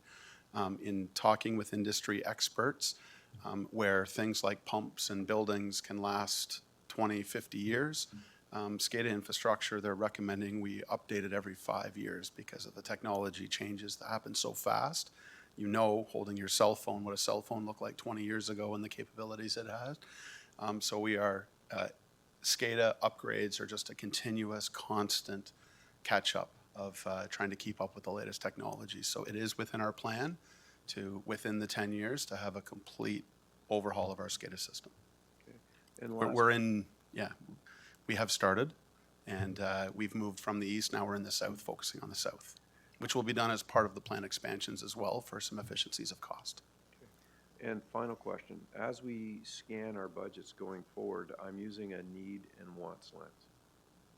So under this presentation today, that everything you've brought up today is an absolute need based on the growth that is happening within the region. You know, we'll be going, and I'm sure there'll be additional conversations. There are some things that you know you need, and then there's some things that would be nice to have. The nice to have is going to be a challenge. I just mean that as explaining how we're trying to go forward. This budget is high. Our next budget is high. The affordability levels are a challenge. We're seeing it now. You know, groceries are insane. Housing prices, mortgages are very different now than they were with the 1%. So I'm hoping that we meet the needs. I'm hoping not to see any wants, if you know what I mean. So through the chair, we try to put together a budget that we realistically feel we can deliver with the additional staff that we've asked for. We haven't asked for anything that we don't think we can deliver. We don't want to tie up funding for projects we can't deliver. So we have already cut out the nice to haves because we don't feel we can deliver them with the current staffing complement and the industry shortfalls that we have. So this is a realistic budget, and that's what we've tasked our staff to put together. We don't put projects in that we don't think we can deliver, and the projects identified are required for growth and for asset management needs. Thank you, Chair. I may have comments during the later part of the meeting. Thank you very much, Mr. Chair. Next, we've got Councillor Nicholson. Thank you. I was smiling when I heard the three major drivers for our user rate increase being discussed. And I'll be blunt, the major drivers of our cost problems is Doug Ford, and Doug Ford. And I'll be very blunt here, and please, to staff, don't take my comments as being disrespectful, because they're not intended that way. But bureaucrats talking to bureaucrats is a waste of time. Okay? I mean, they'll talk you to death. You'll spend more paper going back and forth and more time going back and forth. Well, they'll try to explain to us, and they say, come back, I don't understand, explain to me again. I've always had the view that the only thing that scares the politicians is the ballot box. And if you want to get their attention, that's where you have to attack. Their electability, their ability to keep their job. And I speak that as myself. You want to get my attention? Bring through a program that's going to risk me sitting at this table. I'm going to be paying attention very clearly. I'm sure all of us will be. The problem we have is, and I want to commend the chair for his comments about the bill. When I get a water and sewer bill, it says water usage, then the capital program, then it says sewer usage, and then the capital program. What if we had a line in each one of those that said, a third column, that said Doug Ford's cost? Whether we send it electronically or whether we send it on paper, when people get their bill, they know they're going to spend, hypothetically, $25 on water usage, $60 on the maintenance of the water system. What if we actually delineated, and $28 for Doug Ford, and the same on the sewer line? So when people get their bill, they understand who's causing their costs. And if possible, I don't know if the cost is, I'd even take it further, I'd break it down by writing. So if it was in Whitby, it would say Lauren Cove cost. Peter Fellahubby cost. Let's be very blunt with our political leadership in this province. We're dealing with Ford's folly. His whole housing plan has been a mistake from day one, because it's never taken into account, as the chair quite rightly said. You can't build the houses if you don't have water and electricity and healthcare and all the other parts. And they simply think that the development fairy is going to show up tomorrow and deliver all this to them. And I'll give you an example, like some of our projects, and let me just go through this with our staff. I see projects in three types. We all want development, but there are infill developments that don't add cost because the capacity is already on the ground. Somebody puts in a tower that goes up 25 stories and got 2,000 units or whatever number it's out to in their complex. Where have we got the roads? Where have we got the sewers? Where have we got the sewage plants? Where have we got the water plants? There's no growth other than what this developer has to put in to connect his own system. But when you expand the envelope and you start building into greenfields, you need pumping stations and reservoirs and all these other costs. So the question I want to put to staff is there a way, similar to what we've done now on the GO stations, when we've got the ability to, we'll upfront it, but the future projects will pay for it, can we do that for water and sewer? Can we truly make it growth pays for growth? Because right now, I live in a traditional neighborhood that's been around for 100 years. I'm paying for growth, but I didn't get anything in my neighborhood. So my question is, to staff is, can we enter into servicing agreements with the development community that if they want to reserve capacity, they're going to pay for it right now? Is that something we can look at? That's something we could investigate. I can't answer the question right now. I'm just looking at our solicitor, wondering if Jason has anything or if it's something we should take away. Yeah, I think if we're going to look at that type of delineation, that'd be something staff would want to take away. Is it something that staff could have a response back by the 20th of December? because we're gonna give people a lump of coal in 20th of December at this point. We could certainly come back by the 20th and let you know what is and is not permitted under the Municipal Act and other legislation. I don't think we could have a program developed understand. by that time, but we can certainly come back with the legalities of it. All right. The second area I wanted to raise is, and I've always never understood why we do this, but I'm going to ask it directly of staff. We seem to phase a lot of projects. And all we're doing is increasing the cost of those projects every year that we have to delay the completion of them. I use an example, I'll use the one in Blackstock, just because it's a really very clear example. We're going to do a couple streets this year, a couple streets next year, a couple streets the year after that. And the question I've asked the staff is, when we do the first set of streets, is it the contract for 3 years, or do we have to go out there and tender each one of them individually? So through the chair, for the Blackstock program, we have to hit the entire community.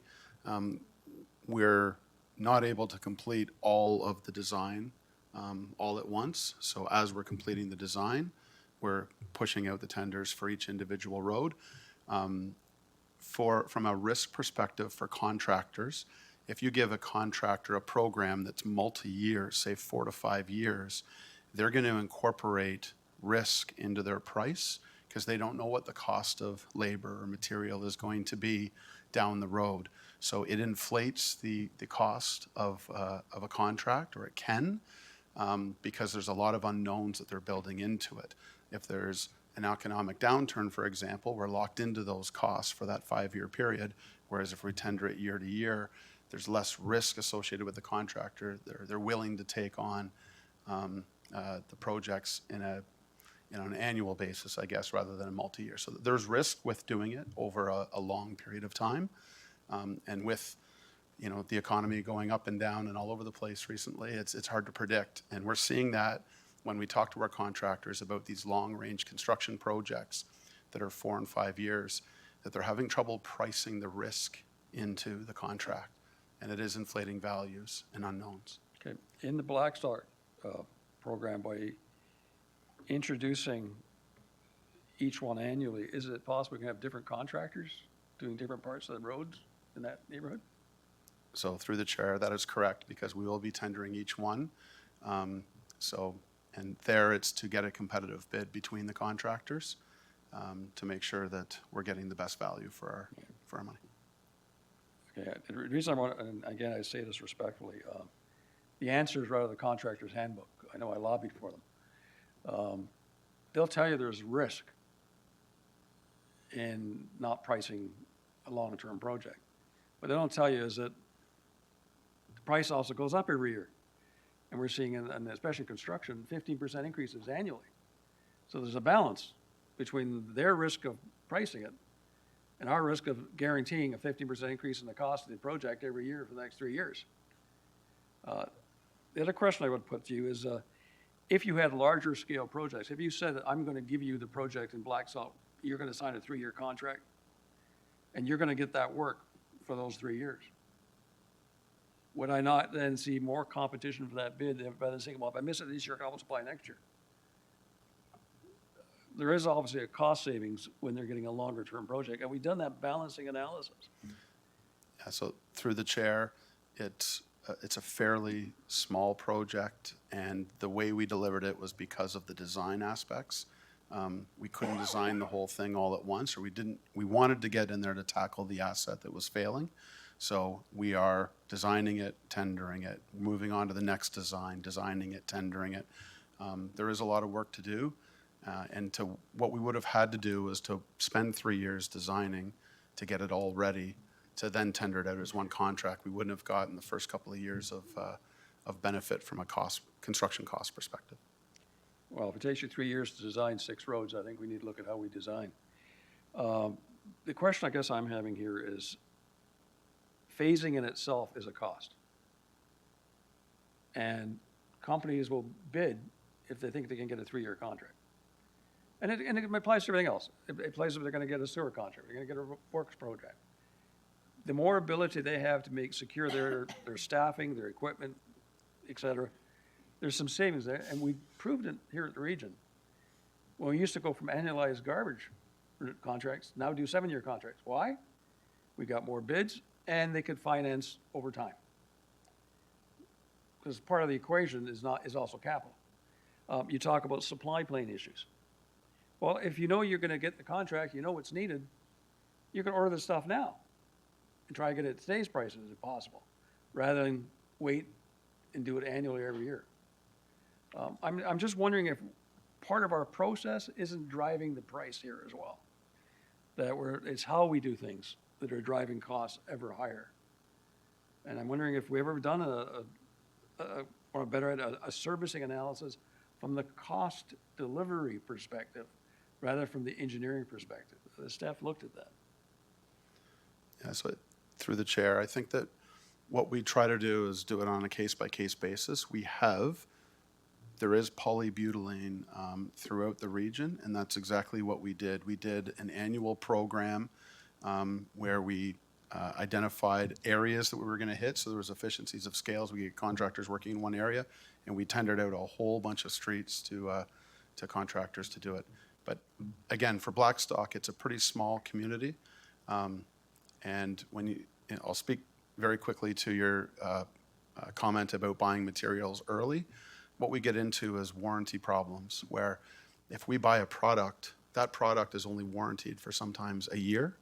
So we can buy it, we can put it on the shelf and have it ready to go. And 2 years from now, we go to put that product in, there's no more warranty on it. So if it fails, we're not getting the benefit of the warranty. We're not protected against the failure of that product. We would have to pay the contractor to replace that product because the warranty had expired. So there's a reason why we don't pre-purchase some materials early. It's because we're protecting the region by not doing that. Well, I use the Blackstock just as an easy illustration, but again, I'm looking at the water supply project on Lambs Road in Bowmanville, Liberty Reservoir. Again, 3 phases.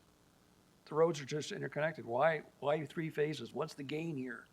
So through the chair, the first phase is under construction now, and it is being done as part of development work.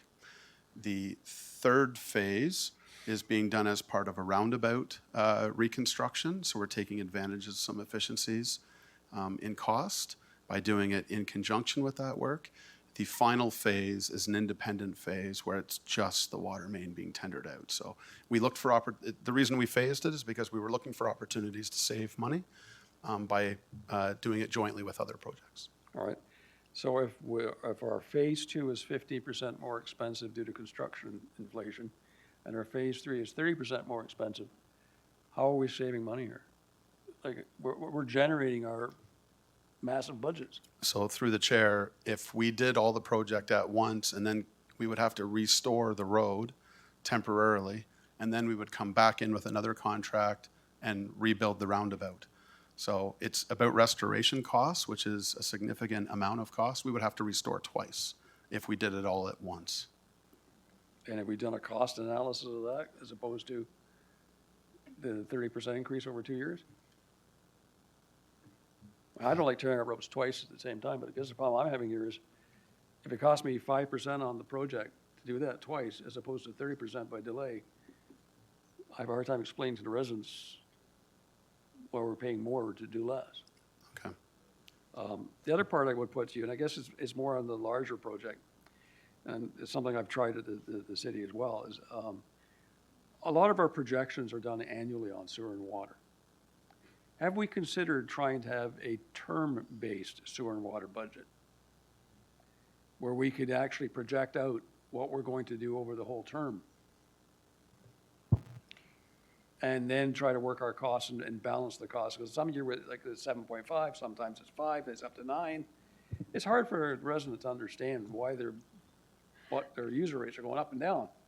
Is there a way to, as we do with other ways to balance the movement, is there a way if we said we're going to do a budget, a sanitary water budget, for the next term of council?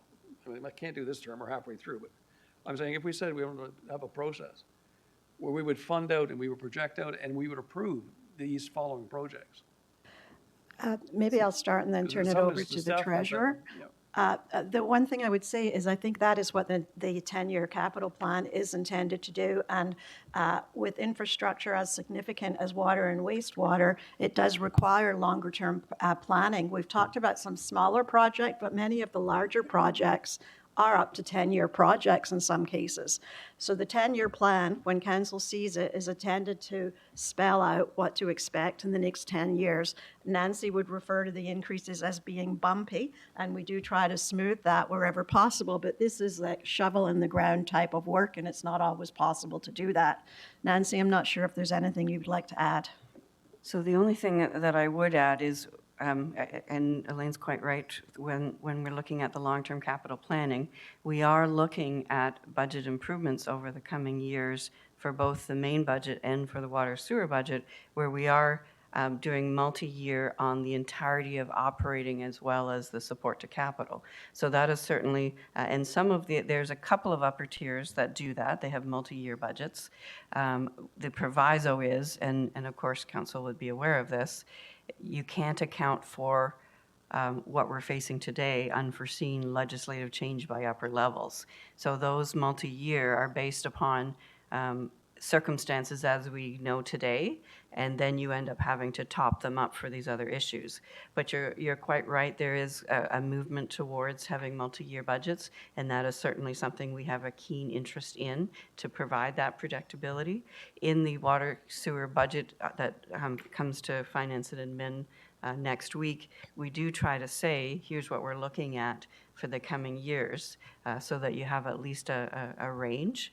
But it is our hope that by the next term of council, maybe we would be prepared to be able to do that in its entirety, both from the water sewer side, but the main budget overall as sort of our big target there. All right. And again, I say this respectfully, I always thought the 10-year budget was to scare us into voting for the first year. Because I don't know if these numbers are real, and I think projecting out 10 years on construction of water and sewer is a mug's game, because you've never hit one of those projections correctly yet, because you can't. It's not because you're not trying, it's just it's not possible to know what the system's going to be economically 10 years from now. Perhaps I could just address And that. that's why I raise the question is, like, can we look at a smaller scale? You're absolutely right. The longer you go out in a 10-year plan, the more estimates there are in the actual cash flow or cash requirements. However, it is critical from the state of good repair and growth perspective that we do plan 10 years in advance, given the magnitude of this infrastructure. That's why we update the plans every year as we get more specific costs, but that is a risk of long-term planning. The upside of it, though, is you must long-term plan for water and wastewater if you are going to maintain the system in a state of good repair. Yeah, no, I totally concur. My issue isn't with the planning the need. I think that's obvious. But the numbers we keep giving out to the taxpayers, because they vary every year, there's no credibility to them. What we need to be is to be honest with people and say, this is our 10-year construction cycle we're looking at, starting at a number of 5.319, and it could be higher, because I haven't seen too many budgets where the number got lower. I'm looking at a taxpayer, and I want to follow up what Councillor Marion Petrie said. We're looking at a massive tax hike this year. And then we want to throw a 7+ water and sewer rate increase on top of that. And if there's any year where you need to use reserves to get your number down on water and sewer rates, it would be this year. Because, the people out there, they're under siege right now. That's the only way economically. Mortgage rates are expected in the next 2 years to go up considerably. The people, as they come up for their 5-year renewals, they're talking minimum across the middle class of a $500 to $600 increase per percentage. Because unlike in the past where people put 25 or 50% down, a lot of people put 5% down and they get the sweetheart rate for the first 5 years. And then when the year 6 kicks in, disaster arrives. I've got rents, where a one-bedroom apartment in my community, and I'm sure it's most communities, is 2,000 plus now. People are giving up clothing allowances. They're eating less because groceries have gone crazy. And we can point to a lot of factors that are making the cost of living for our taxpayers very, very difficult. The last thing this council should be doing is adding to that pain. We just don't have any leeway here to pass 10% tax hikes and 7.4%, I call it a secondary tax hike because user rate's just a tax. There's the ability to do that means some families aren't eating on Friday because you've just taken away their food budget or their heating budget or their hydro budget or their living budget. So I guess the question I want to look at here is, if there's any year that we need to use reserves to buy down the tax impact or the user rate impact, this is the year to do it. I remember as a former finance chair, meeting in many meetings with former Commissioner of Finance, Jim Clapp, and he was always an advocate of reserve funds as being for a rainy day. I would submit to you, the water's at our waist. When do we plan to use some of these rainy day funds? And I would like to see a plan brought forward, hopefully through finance, and at least for the 20th, showing how we can give some relief, even on water and sewer rates, to the residents to buy us the time to do the pressure, to go after the province, to get them to pony up to their promises. Because I just can't in good conscience dump more costs on the families that are already sinking. And I think we seriously have to look at, as our responsibility here at Works, is what can we do in this budget to impact? And if we can't do it on need, because these things are necessary, then we have to do it on financing. So I would hope when it comes to Finance Committee and then to Council, we'd have some options of what we could do. So Council at least has that option on the table. If they choose not to use it, that's fine, that's on us. But I'd like to have the option. I'd like to know how much I could use to get this rate down and where I can get it from. Because we're going to get it in the neck. Let's be blunt. We're the ones that get the phone calls from people that are saying, I can't pay these taxes, or my business is going under because I can't pay this anymore. It's just the worst possible year to add a massive increase in a user rate is a year where you're putting in a massive tax hike at the same time. You couldn't plan a worse strategy from a neighborhood point of view. The last question I want to put to staff also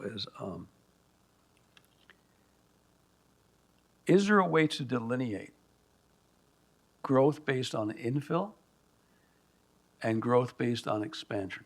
To have a breakdown of how much we're spending on projects like new housing within existing neighborhoods, where it's an infill, it doesn't have a whole lot of capital costs, and how much we're achieving in expansion, which has massive capital costs.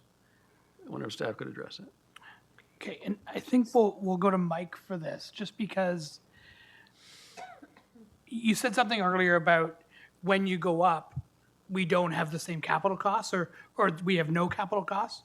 Limited. And I think we heard from Mike that our issue right now is complete water supply and complete wastewater supply, and that's the biggest numbers here. But do you want to go into detail, Mike? Thank you. Sure, thank you. So through the chair, intensification, there is a benefit from an infrastructure perspective that the infrastructure is already there. Councillor Crawford had brought up about the development in Ajax where they're putting in a tower. There is infrastructure there. The capacity in that case at the plant probably was available, but the infrastructure surrounding that intensification was not. So intensification usually requires local infrastructure requirements, and we do have a revitalization program in our in play that they can take advantage of.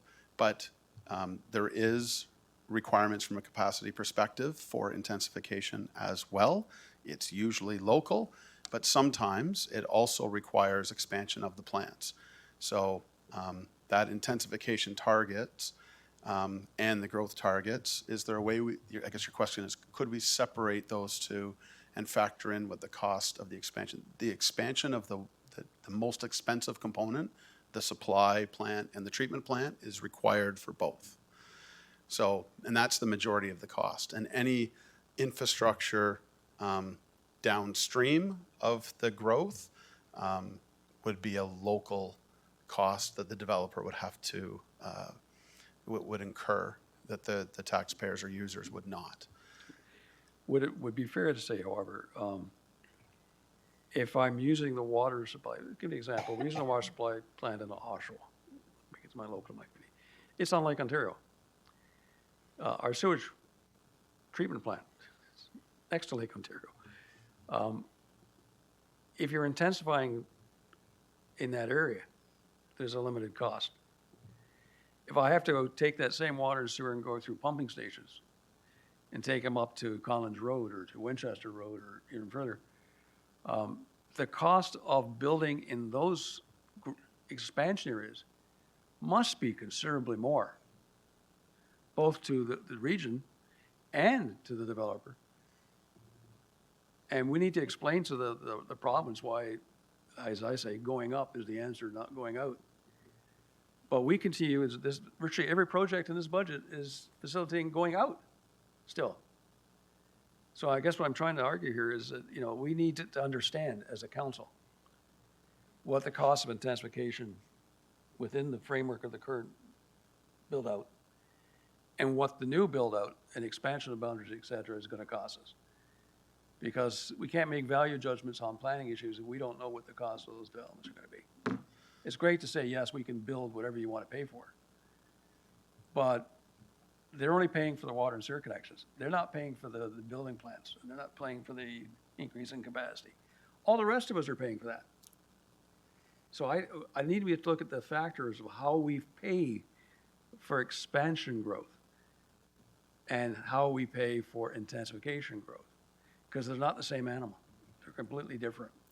So I'm just wondering, is that something that staff can prepare? No, not for this budget, because staff is something can provide us with an in-depth analysis on. So through the chair, if we're, let's say, for example, we're building a new pumping station in a new area to service a new area, that facility would be 100% DC driven. There wouldn't be any user rate costs in that. So there would be zero impact to the users.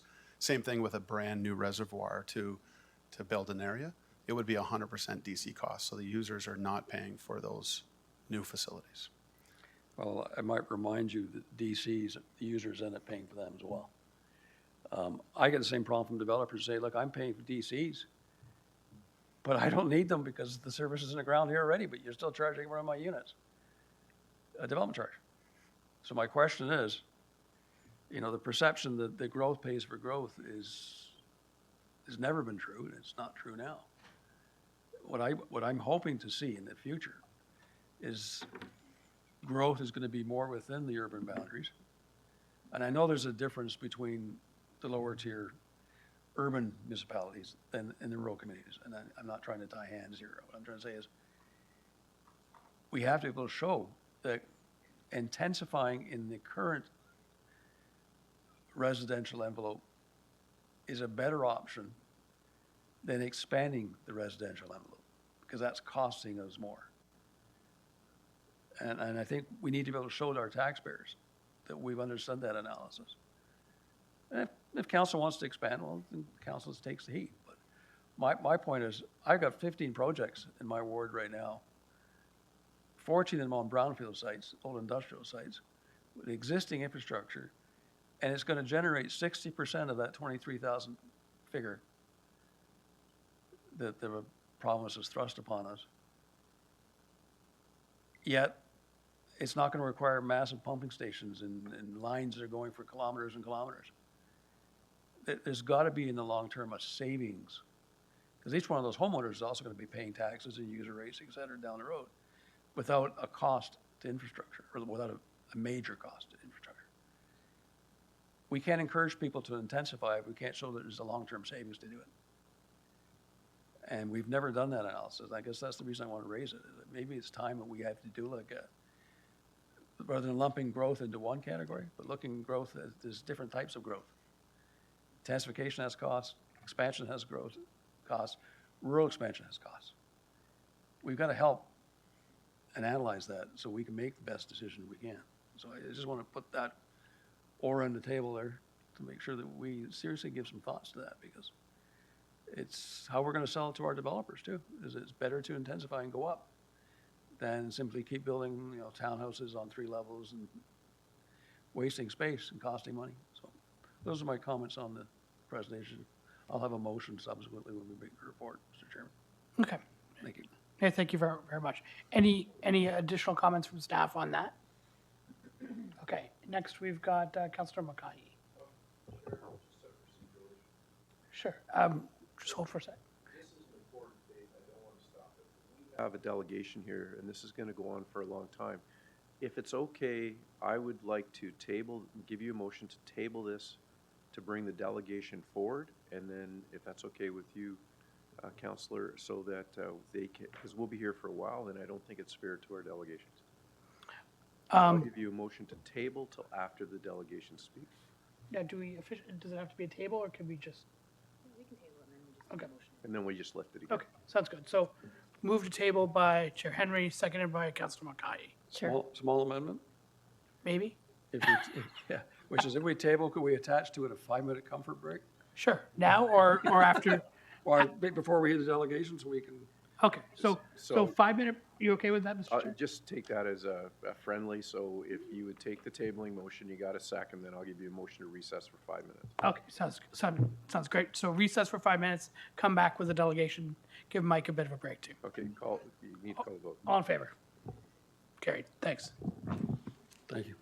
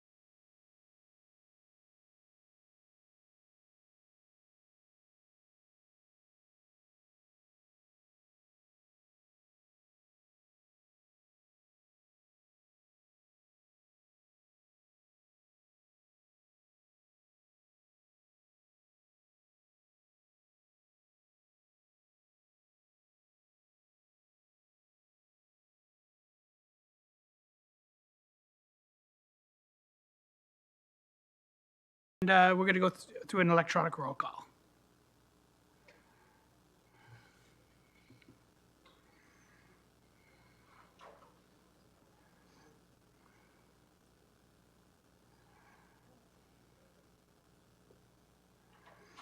Okay, thank you very much. Okay, first we're going to do our delegation 6.1. This is Greg Gordon, and he's from our EFW committee. And thank you very much for coming. We appreciate it. And sorry we held you up so long. That wasn't a holdup. That was a very interesting and complex discussion Okay. that was required. Excellent. So, Greg Gordon, Chair of the Waste Committee. Phil is with me as well, Vice Chair. I'd like to say thanks to the committee members in the Region of Durham for giving people like me and new committee members in particular the chance to participate and help out with the waste management, waste energy goals. We've had some new members come in. I see that they have a different skill set and experience set, which is beneficial to what the objectives are for Durham Region and their waste plan. So I'll step right into what the committee was working on at a high level over the past approximately 11 months. There's three categories. One is oversight. Oversight applies to what's going on at the Durham York Energy Center, what the initiatives are in the 5-year waste plan to improve diversion of organics and garbage, improve efficiencies. And what I like to say is really take a very concentrated approach on environmental stewardship. That is the ultimate goal of the waste management plan for Durham Region, in my opinion. I'll build on something that Mike Hubble mentioned at the start of his presentation. Two things, actually. One is the resource part of what's going on with Durham Region. The committee did manage to actually get into a high school and make a presentation on what the region's initiatives are. Grade 10 careers class. And in that class, the key message delivered was your skill set is needed. You, the student today in grade 10, you need to get the skills and you can get a job, and there's some very exciting jobs. And those jobs include positions with Durham Region because we have the same demographics that everybody has and the same resource issues. I went right from the person that is in a truck delivering chemicals to a facility to the wastewater and sanitary services that are required here to the operator of the plants.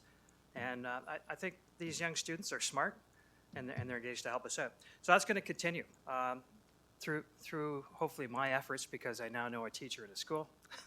We'll get more committee members into the school environment and present careers and opportunities that exist. The second priority of the committee has been looking at the progression of waste diversion, in particular the green bin program. So there's been success by the council and the Works Department to move forward with the enhanced green bin program. That's going to include new waste streams, significant waste streams, which are diapers and pet waste, and by increasing that diversion, reduce the costs of transporting garbage. So that's a positive. There are some new committee members that have some audit backgrounds. They're going to take a look at this waste diversion from associated with organics, study it, try to provide some advisory services to improve where we spend the money. And that leads to the third element of the advisory committee is looking at advisory services that consider cost to the region. That's definitely important to each one of us and to the municipality. So from that perspective, we're going to look at what's involved if you need to add a second green bin to a household. Do you need to do that? It has a cost. We're also looking at other improvements for environmental stewardship, which is a biogas cover on one of the landfills within Durham Region. That is beneficial to the environment and to the water supply, the clean water supply that we all need. And I don't want to take too many more minutes on the waste program, other than to say the focus for the future will be on organics diversion, looking at the going forward implementation of the anaerobic digester and pre-sort facility, because the landfills are going to be closed at some point. That's that's within the 5 to 10-year time horizon, and continuing to look at those opportunities that the committee can help the region with efficient services and waste diversion. Any other questions? Any questions from members? Okay, good. Just wasn't sure if the hands were from before or from now, so. Okay, we're gonna start with Vice Chair. Tito, you're up. Mr. Chair, I'm just looking through my notes, and the questions are from the previous report, so I'll cede the floor to anyone that wishes to ask questions of the delegation. Sounds good. So for this delegation, I've got Marilyn next. Do you have questions? Nope. No problem. All right. So I've got one from Councilor Mackay. Thank you, through you, Chair. Thank you for your presentation. It's really great to hear from you. And I noticed in some of the notes, one of the meetings that you had, I think in September, you didn't have quorum. So That's correct. is that an ongoing issue or is it just a one-off? That was a one-off. Okay. That's the first great. time Great, in great to hear. 3 years. Yeah, no, perfect to hear. I just wanted to talk to you a little bit briefly about the classroom initiative, and it sounds like you've been trying to beat this horse and get into the classrooms based on the the memo that we read. Have you reached out to the individual municipalities? Because we do something in Whitby called Counselor in the Classroom, and we're in the grade 5 and the grade 10 classrooms, explaining municipal government to them. That's a good idea. I haven't looked at that or reached out. Okay, so I'm going to encourage you to reach out to the council offices across the region, because I think that we're probably not the only one that does it. And that might get your foot in the door in conjunction with that opportunity to actually have that conversation with the kids about employment in the future. Yeah, just if you don't mind, just record that on my behalf in case my memory's short. And that is a critical attribute of getting efficient diversion through communication. Yeah, Many people don't know what they're supposed to do. wonderful. Yeah. Thank you so much. Let's call it a small number of people. Go ahead. Thank you. Hey, thank you very much. Are there any other questions for the delegation? Perfect. Councilor Nicholson, go ahead, sir. Okay. You didn't get my request? I did, but Oh, sorry. the first two I talked to might have been from before, so I just wanted to clarify. Okay, thank you. First of all, thank you for the presentation. I think the idea that you raised about being in the schools is great. I'd like to learn more about that. I don't think we do that in Oshawa. But secondly, a lot of our efforts at the advisory committee is on how to manage waste after it's generated. Do you have any plans to look at ways to advise users or the province on how to limit the generation of the waste in the first place? Many countries have approached it from that end by saying limits on packaging, limits on wasteful presentation, things like that. Is that something that your committee would take a look at? There's an element of looking at that through the end producer responsibility regulation. So when that transfer comes in place in July of next year, then the committee members are going to look into the outreach so that individual residents, even some commercial, I'll call it commercial facilities, are going to understand where their recycled material is going to and assure that the recycling continues. And outside of that, we're not really focused on the purchasing habits of the consumer. The reason I was asking that, I had this raised by actually a senior Yes. who said to me that they spend a lot of time and their energy deciding what not to put in the blue box and how they can reuse it, as opposed to just give me another blue box and we'll fill it up and somebody will take it away. I'm just wondering if we're focusing most of our energy on what we do with it after they give it to us and not enough on preventing them from giving it to us in the first place. Yeah, I'd say it's a good idea that the committee focus on some prevention aspects in the future. So if I was to go out to a classroom in February next year, I'll talk to the prevention aspect you mentioned, because that could certainly reduce waste by possibly 10 to 15%. Well, and save everybody. Yeah, I it's a totally good agree, idea. and I can Yeah. tell you from my own household experience, as we started the Blue Box, and this is a couple of decades ago, the biggest watchdog on how I was handling the Blue Box were my kids. Because they were watching me like a hawk, making sure I was doing it the right way, and if I didn't do it right, they say, "Dad, that doesn't go there." So I think if you go into classrooms, you've got a whole training cycle for teaching the kids. It's how do we avoid things going into the waste stream is the biggest benefit rather than how we deal with it afterwards. So I'll leave that with you. Yeah, well, I'll commit to add avoidance and education on that Right. as part of the outreach program. And Thank you're you. right, it's very important. Thank you very much. And actually, before we stop this line of questioning, Andrew, do you want to just jump in about what we're doing from a regional perspective on education? Yeah, certainly. So to the councillor's point, we certainly do, consider the entire waste hierarchy, including, rethink, reuse, and reducing, before the purchasing. And certainly the region, as an entity has less control there, so it really is focused on, educating our residents, as well as, participating in advocacy efforts, in partnership with AMO and other organizations. But that is certainly, a very important aspect of the community outreach that we do as the region, encouraging both participation in our programs as well as things that they can do, beyond our programs to stop that material from showing up in the first place. Well, I do appreciate that.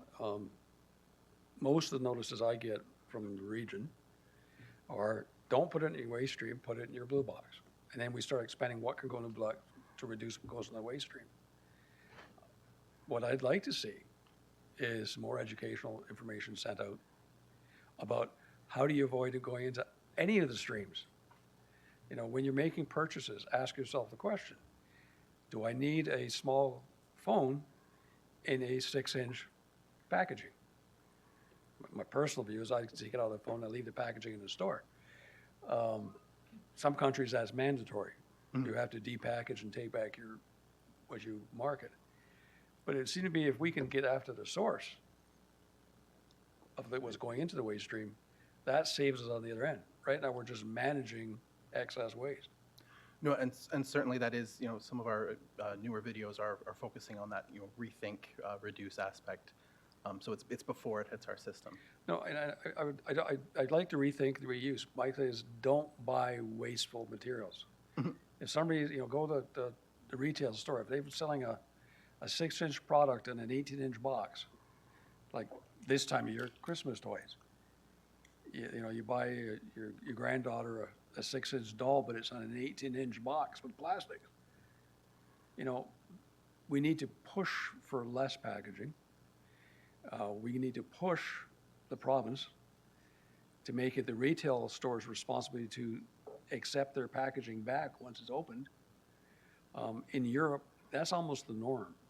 We seem to be a generation behind in preventing waste generation. And we're in the waste management business, hence our name. Maybe we need to be in the waste business, period, in all aspects, not just in the management of the waste. How about preventing the waste? And that's educating the consumer not to buy wasteful materials. So I just leave that with you. Thank you. Okay, thank you very much. Anything else to add? No, nothing else. Okay, well, hey, thank you so much for the work you do. Thanks for coming in. Thank you. We truly appreciate it and very proud of our waste systems and thanks for your part in it. Yeah, and I'd like to say that the discussion this morning, before I talked, was, I think, a very good example of what a political entity has to do. Yeah, thank you. Okay, so let's go back to our original discussion. What's that? Motion to lift? So motion to lift, moved by Vice Chair, seconded by Councilor Nicholson. And all in favor, thank you. All right, and Rhonda, you had your hand up. I think you're next. So if you want to go ahead.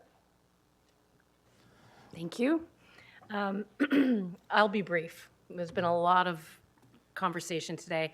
I will acknowledge that utility infrastructure did come up at AMO, and Marilyn and I were very engaged in that conversation in our caucus with the other regional municipalities.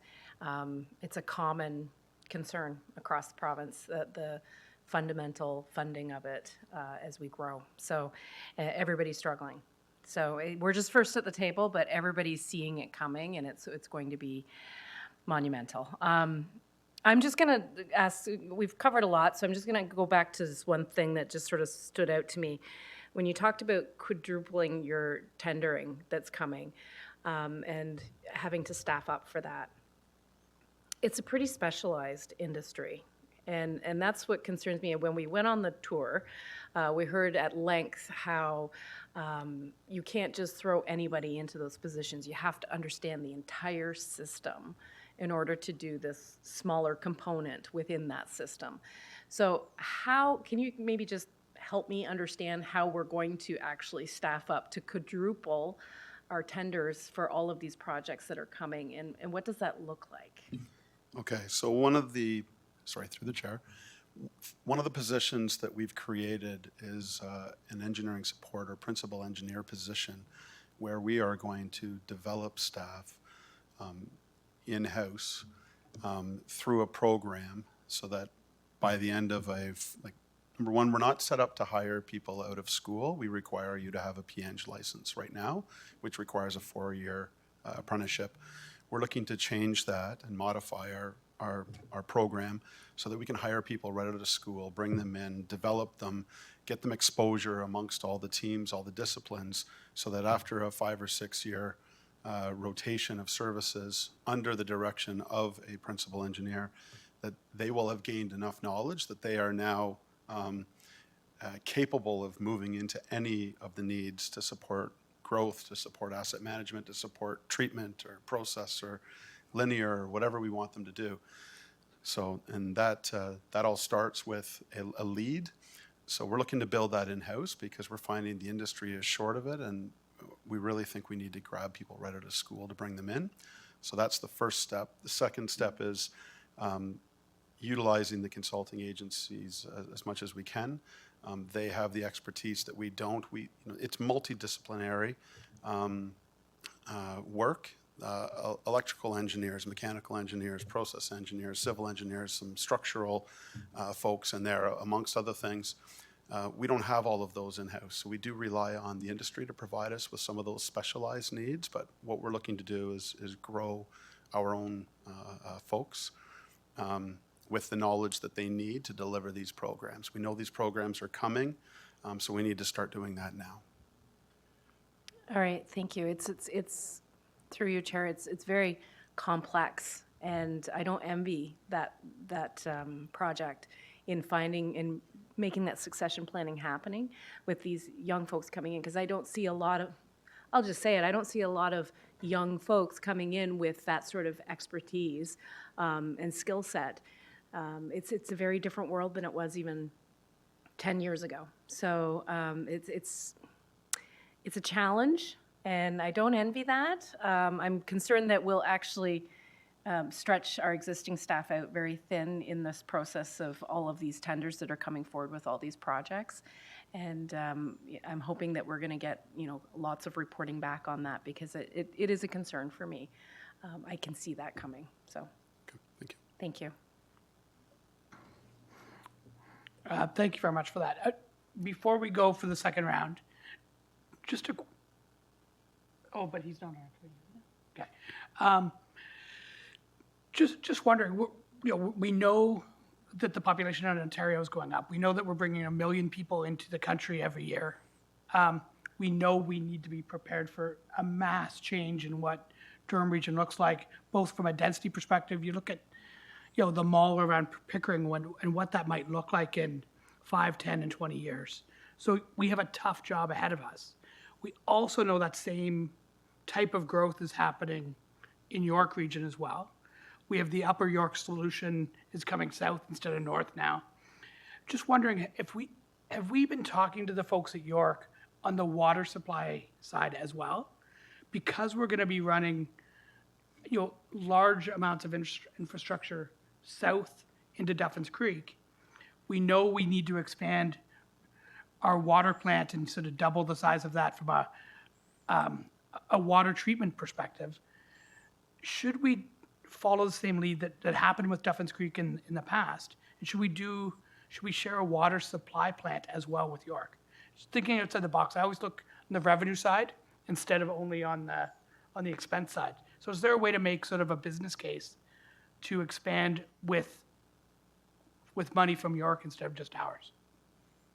Okay, so through the chair, that is something we can look at. Something that changed legislatively years ago was the Greenbelt Act, where we weren't allowed to extend infrastructure into the Greenbelt. Now, that may be off the table now, I don't know, but the way the environment has existed for years is that we were restricted south of the Oak Ridges Moraine to keep the infrastructure there and not extend it through and into the north. So we quite honestly haven't been able to do that because the legislation was in place. That legislation may have changed now, so it is something that we could look at. So we would have to table that back. But that is relatively new. The Upper York system changed the game, which is something that we did not anticipate because they are bringing sewage now from further north. It would typically go to Lake Simcoe, and they're bringing it down to Lake Ontario. So that has opened up possibilities that we would have to explore. And that might solve some of the water balance issues that we've been hearing about, right? The concern of taking water out of the Lake Simcoe watershed and putting the wastewater into Lake Ontario. I know there's some concern about that, so. Yep, correct. Okay, anyway, that's my out-of-the-box thinking there. Okay, so we'll go second round with our vice chair. Go ahead, Tio. Yeah, Mr. Chair, I'll reserve my comments to the report because I think Mike's done a great job of answering questions, and I feel for him having to be there while we're making our political speeches, but I think it's important that we get all our cards on the table. So I want to thank him through you and the other staff members involved in assembling the presentation today, and I know that it'll go forward to finance, but I think we have a motion that will be put forward, and I'd like to speak to the report. Okay, so the report is on the table because we brought it forward. So I think we might have another motion. Can we excuse the delegate then? Because I don't know if do we require the delegate to be here at the podium? Oh, okay, so my left ear is speaking to me at the moment. So because we don't have a mover and a seconder for the report, it's not yet on the table. I'll move it. So moved by Tito, seconded by Rhonda. Yep. So it's now on the floor. We do have someone who's not on the committee who wants to speak. Sure. Should we do that before? Okay, why don't we pause for a second, go to Councillor Neal who has a question, and then we'll talk Certainly. about what we're going to do with this report. So we're going to jump to Councillor Neal, and then we'll go back to committee. Go ahead. Yeah, thanks a lot, Mr. Chair. Just to Mr. Hubble, in regards to tenders going forward with this new thing the government's bringing in regards to engineering certification and testing and whatnot. So that means all the consultants and the tenders will probably be going up relative to that as well, that all the tenders going forward and the engineering consultations and et cetera. Through you, Mr. Chair. Through the chair, I would expect that to be correct. Every engineer in Ontario is required to take a minimum amount dictated by their level of experience, their direct involvement with the type of engineering that they're doing per year, and that nobody is excluded from that. That's every municipality, every consulting firm, feds, provincial, doesn't matter. If you're a professional engineer in Ontario, you are required to take a minimum amount of training per year to maintain your license. So I would assume that would be correct. Okay, and I guess my next question would be, like almost a week ago at our municipal budget in Oshawa, I said, I don't know how we can do a budget with this Bill 23. I'm hearing this again today, that which just reinforces what I was thinking almost a week ago at Oshawa. Now, this idea of the municipalities approving applications coming to you to see if we can do the water for them. There seems to be there's a bit of a pun here. It seems to be a disconnect there in regards to what we're approving in Oshawa, and then we're saying ourselves out of the region, and it's a difficult situation, as I'm hearing today. Am I correct, or in that assumption, through Mr. Chair, or what? So we're having some conference problems with what you're saying, John. I wonder, Councillor Neal, do you want to shut off your camera for a second and then repeat what you said? Because it wasn't clear.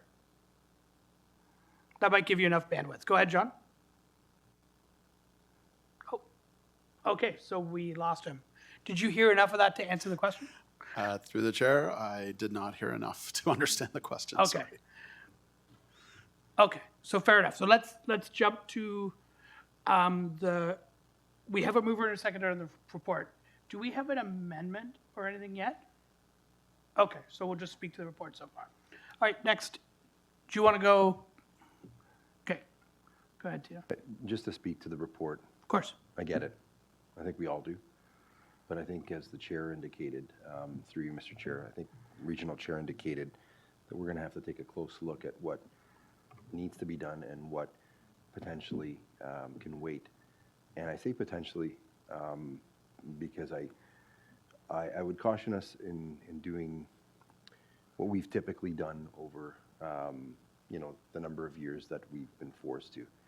I think it's come to the point where I know the discussions between staff and provincial staff and federal staff members are occurring, but we have to, after making any sort of political speech or play, actually put our best foot forward and take action. Sometimes the best action is not taking any that is being forced on us by legislations which are confused. And I'll say confused because there's not a single person, whether they're part of the government or part of the stakeholder equation, that understands what needs to happen or what can happen or what should happen. And I relate that to whatever bill we've been discussing over the last 24 months. We still, as a council, don't understand where we fit into the picture, and I think residents are confused and deserve to have us take a pause on their behalf. If it causes whatever level of government come in and say, listen, you can't do that, we'll have that discussion. Maybe that's the only way we'll get them here, to actually see us face to face and understand what the impacts are. I'm looking through, and we talk about places like Hamilton, and I just want to read this because this is the last 24 months. And I know that we're expected to follow suit, but here's what other municipalities are getting. New West Lincoln Memorial Hospital construction, that's not an announcement, that's happening.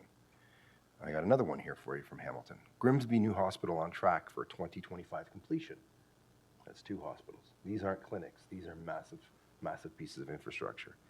I have $1 billion for Hamilton area for transportation.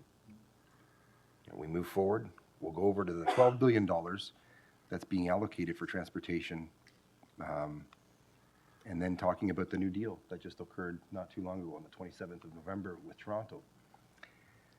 I think at some point, some of the other municipalities may be more willing to move towards, either user fee increases or, infrastructure projects because they're being helped. And there's a tangible sort of reflection of their current and existing users and residents that, whether they like it or not, they can justify some of the actions that are being taken because they see it, they can touch and feel it. And that it's something that is being supported by other levels of government. We seem to be going about it on our own here. And I think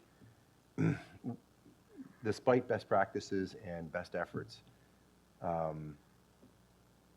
it's come to the point where I think we're going to have to do as, I think Councillor Nicholson and I have been urging for a very long time, and I know that Chair Henry has made it clear. Maybe we're going to have to start, because I know a lot of folks will say, we don't really care, who's causing the issue. We don't like it. But I don't think they know who actually is, on the critical path here and who's trying to actually provide services like the ones that the director presented to us today. So through you, Mr. Chair, I think it's important that we identify what our pressures are, why they're being caused, and essentially what it's going to cost, so that we have a clear and definitive understanding of where we need to go from here. We're going to have to do things differently. We've you know, I read an article just today about how we've positioned the GO expansion, the GO East expansion. Again, that's something that hopefully will happen, but I still haven't seen a shovel in the ground. Despite our best efforts in being creative and trying to get what typically, you know, municipalities northwest of the GTA get without having to do some of these creative things. So we're putting our best foot forward. I know that the chair is advocating for us, staff are advocating. We are openly, you know, fighting to turn the tide in a direction that is more affordable, but it's not going to be an easy equation if we continue to do what we've done in the past, which is just, you know, accept the fact that we have to raise rates, raise taxes. I think the average person understands a reasonable fee, a reasonable increase, but you know, on the backs of future users or current users for future needs, we have to be very careful of that, because I think you know, Councillor Crawford made it very clear that the affordability equation is one that doesn't you know, weigh very well. It doesn't age well. These conversations don't age well, because next year may be an even more difficult year, and the year after that more difficult. We don't have a crystal ball, but I think ultimately we're going to have to start doing things differently, regardless of whether it's affordable or not, because I think the time's come for us to have that conversation evolve into action. So through you, Mr. Chair, I will not be supporting the report out of principle, and I think it's important for us to revisit many of the other reports that will come forward at the budget, because it's not sustainable for us to continue to do things because upper levels of government need us to do it that way. I think maybe it's time that they start doing things differently. So we've got Councillor Nicholson next. Just thinking, you know, we're going to have a long discussion today about this. We're going to have a very similar discussion at F&A. And I think everyone in this room says the work that has been proposed today has to be done. Like, if we're going to have the growth that we expect, if we're letting 1 million people into Canada and so many are going to settle into our region, this work needs to be done, or when we turn on the tap, there won't be water. So I wonder if somebody would give us an amendment that said something about, we at the Works Committee agree that the capital works have to take place. We agree that the costs are probably the costs, but we need to look at how this is funded long-term, because we have to, it is too large a burden for our users. So I'm looking for direction before we go, because we've spoken a lot already. Just trying to get through this. I just canceled my 1 p.m. Well, I think I know what I'm looking for some direction.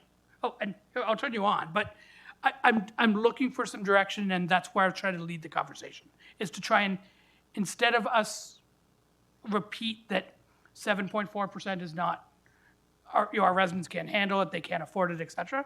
I'm looking for a way to move past that, to try and get this meeting rolling. We have transit in here fairly soon. So if you want to give me a motion, that would be great. I'll turn on your mic. Go ahead, Brian.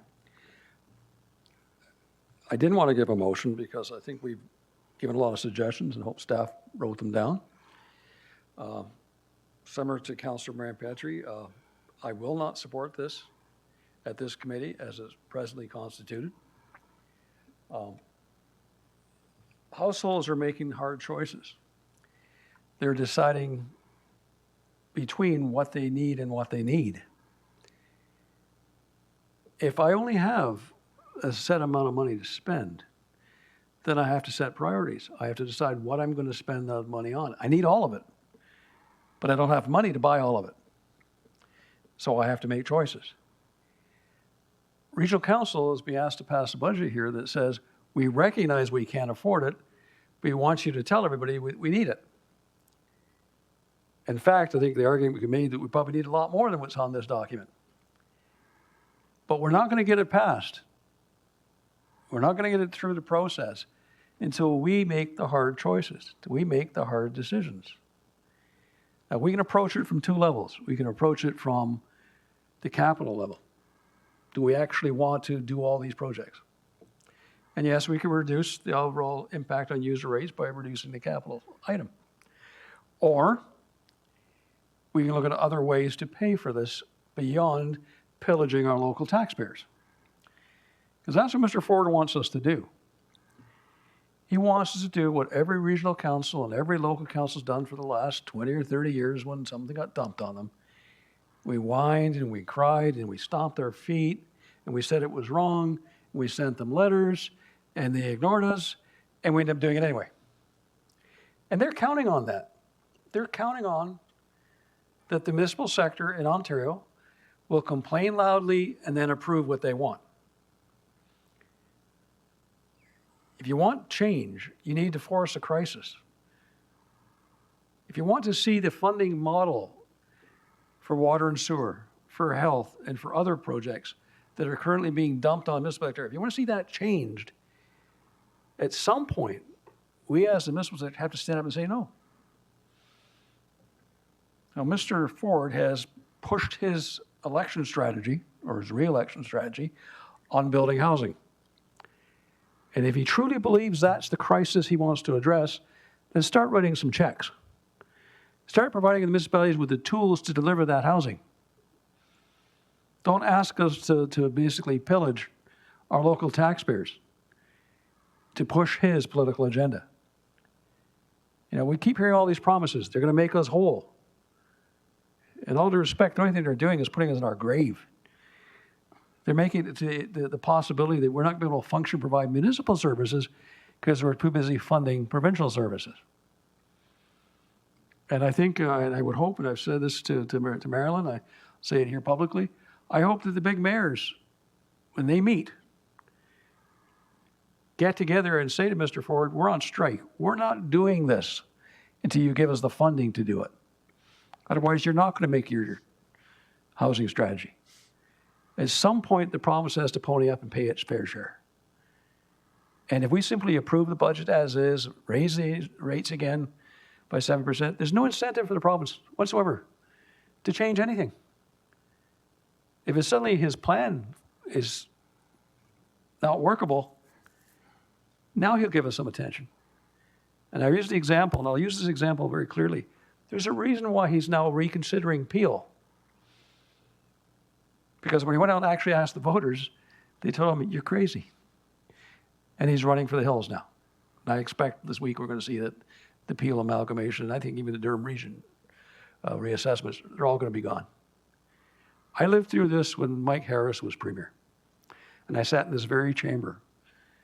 And I said, if the people say that they don't want it, then the members of parliament will say they don't want it, then the cabinets will say they want it, and it'll be canceled. And that's exactly what happened. We were looking at eliminating Durham Region and creating a services board. Except when you went out to the people, the MPs suddenly found out it was not popular. And when they got their feedback, they convinced the Premier of the day, Mr. Harris, to cancel that program.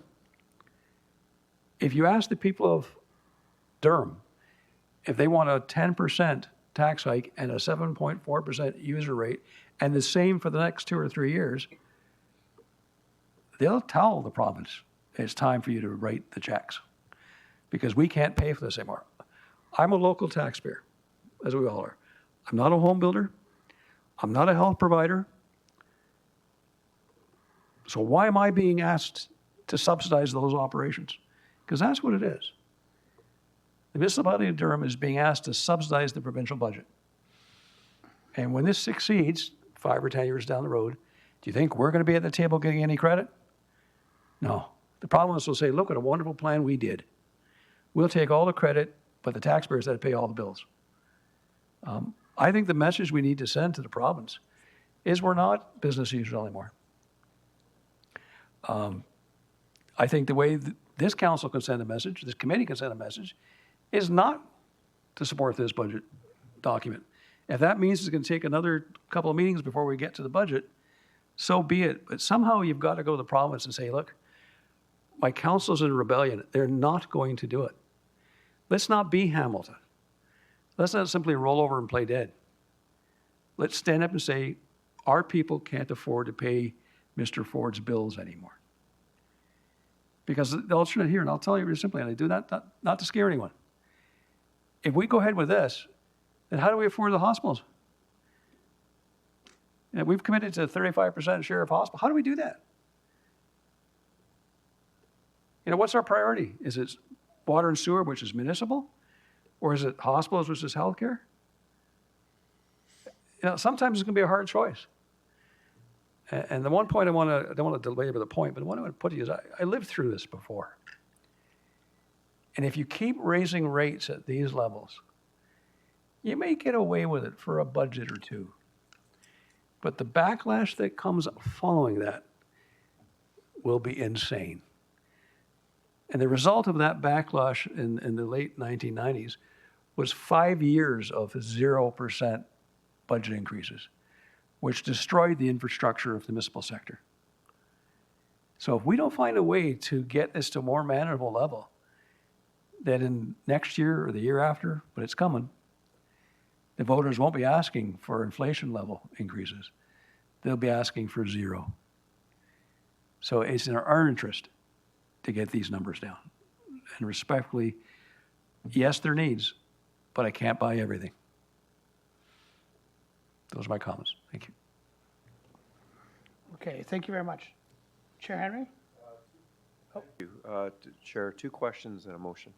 To our CAO or to our treasurer, are single-tier municipalities, I'll use the City of Toronto or Barrie, will they be made whole under the current legislation, unlike regional government? There is no guarantee in writing that anyone will be made whole, to be honest, Mr. Chair. There is the fund that was announced at AMO that will award municipalities if they achieve their housing targets. Whether or not that, in the single-tier perspective, makes them whole, I don't know the answer to that. I'm not sure if Nancy has anything to add.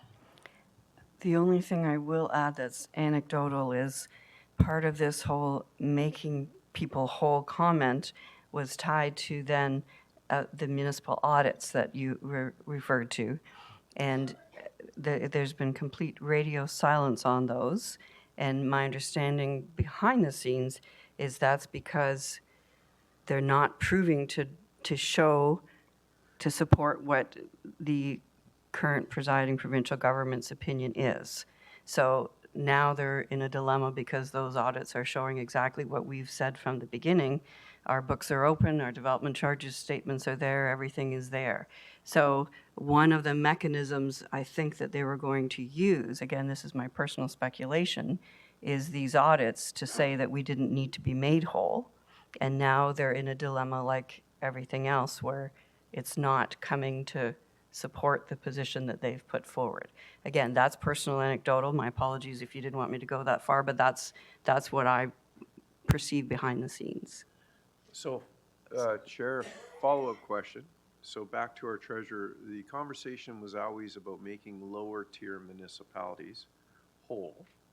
Does that mean that we can make the region whole by, and I'm using a term, but I don't mean it the way it's being directed, so before anybody beats me up, by invoicing our lower-tier municipalities for regional infrastructure and have them make the application on our behalf for the refund?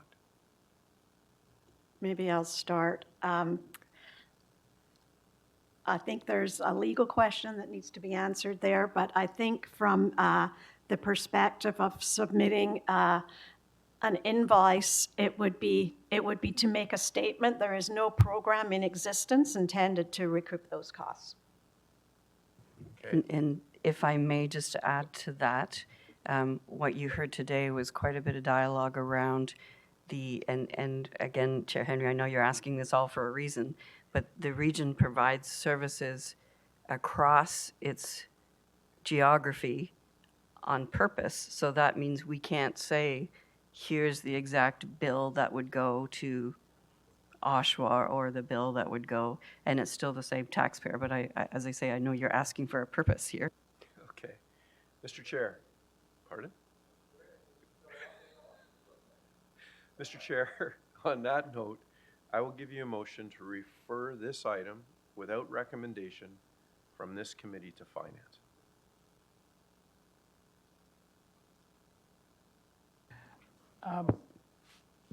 You second that? So I have a motion that we've just kind of created here that goes along with kind of what I was thinking about in terms of that I'd love someone to support, but let's see if we can put it on the screen. Can we do that? Is it ready? Okay, why don't you read it out? So that the Works Committee understands that the capital works because of the mass increase in housing needs to take place, but requests that staff look into how it can be funded long-term through discussions with the local MPPs, as it is a high burden on the residents, and report back to the Works Committee at a future meeting. So that would be like a Part B to the staff recommendation. And I can have it put on the screen. It'll just take a second. Yeah, and the wording I think needs to be massaged, but the idea from my perspective, the idea is if we don't build this infrastructure, if this infrastructure doesn't get built, we're not going to meet our housing targets. Housing in Durham Region and everywhere else is going to significantly more expensive because we are in a housing crisis. So if we do nothing, we're in big trouble. I also agree with Councillor Nicholson and everyone else that this is a large increase and it's only going to get worse, burdening our existing taxpayers when they're already burdened by interest rates, all of the social housing that we're paying for, et cetera. We're putting a lot on the backs of our current taxpayers. We need a way to get the infrastructure built, and we need the type of funding. So it's like, hey, we know we need to do the work. We just don't like the price tag, and we need another way to pay for it. That's sort of what I'm thinking for a motion. Mr. Chair, you have the floor. Well, first of all, just there's our commissioner has her hand up, so I would suggest you ask her. Okay. First. So 2 quick things. One, I'm hoping may at least help you get through today. But before I say that, just for context, percentages are very challenging because they don't actually tell you a dollar value.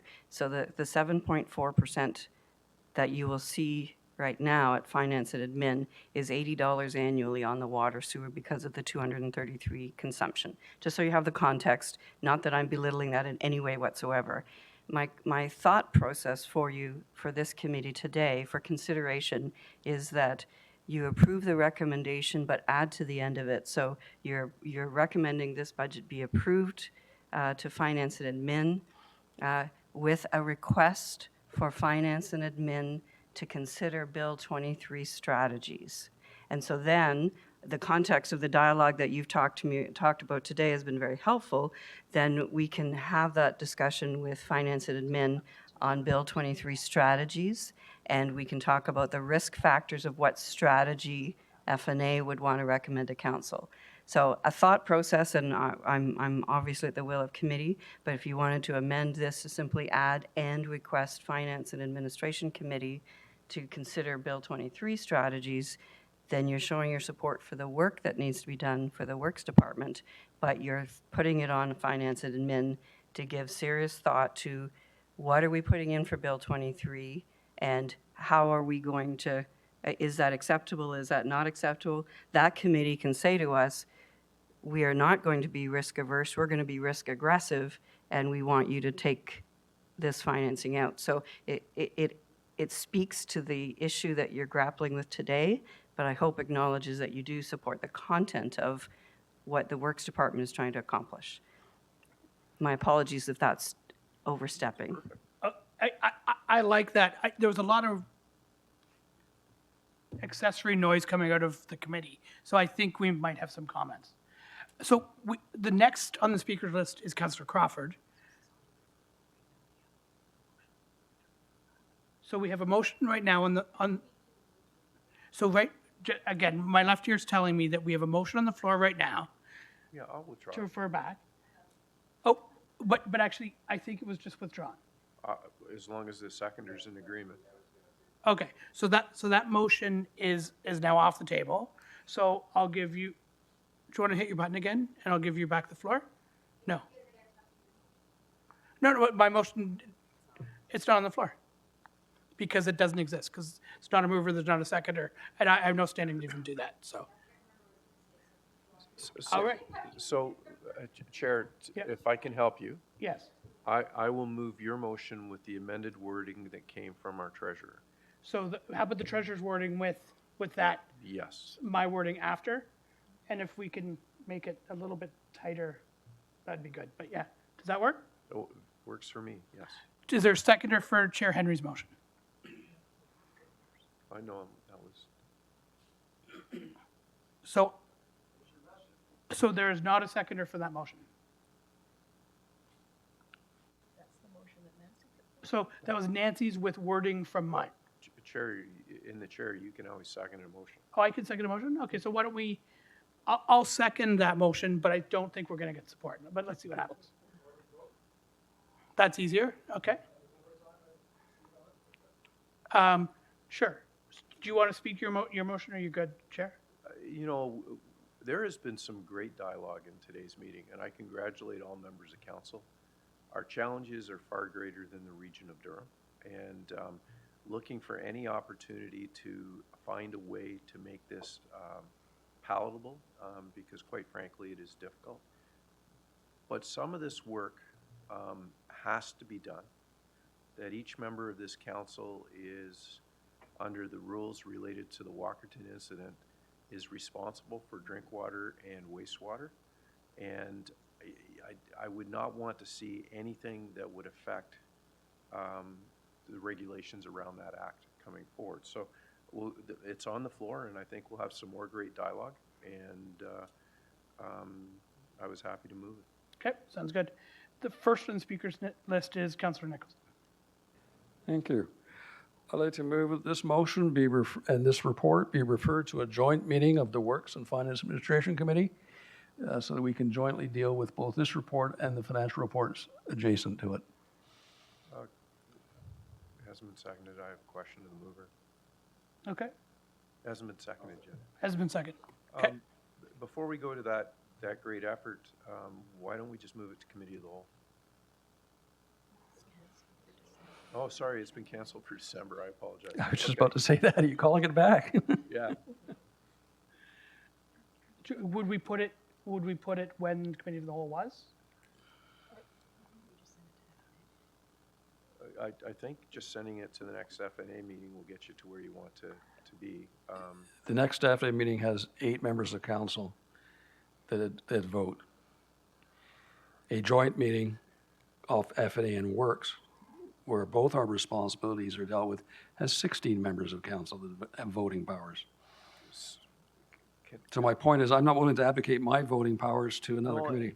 So, yeah, may I ask a question to our legal staff or to the CAO? Sure.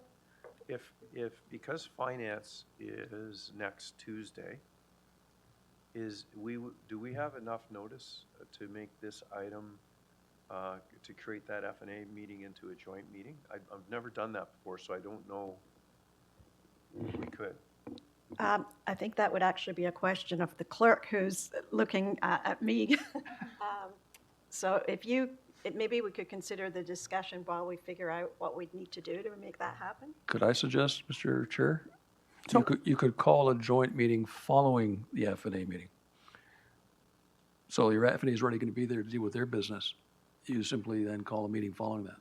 Well, the challenge with that is I know I can call a council meeting and I know I can call, but I'm not sure I can call a committee meeting. So the clerk requested a 5-minute break. Why don't we do that? We'll get the answer to that. And just know that we're not going to solve this today, so somehow we need to move forward so that we can have a more fulsome discussion when we're looking at the complete tax burden. So, Yes, Mr. Chair, I'm trying to move it forward too, because the alternate is it dies here at this committee, and then where do we go? Yeah, I totally get it. So let's take a 5-minute break, see if the clerk gets some good ideas. And my last 5-minute break was taken up with a conversation, so. So Nicholson, Mulcahy, all in favor? Should we just do that?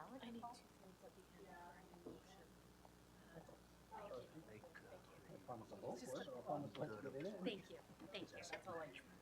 Get it on the floor, I'm sure it's very, it'll be reasonable. Oh, it would be, that would be new.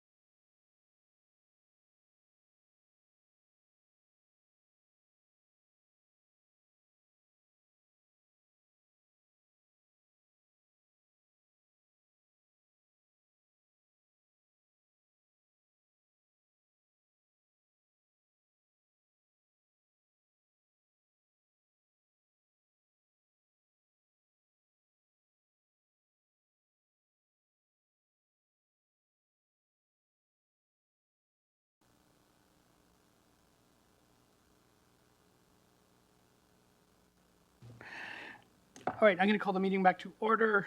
Start with a roll call.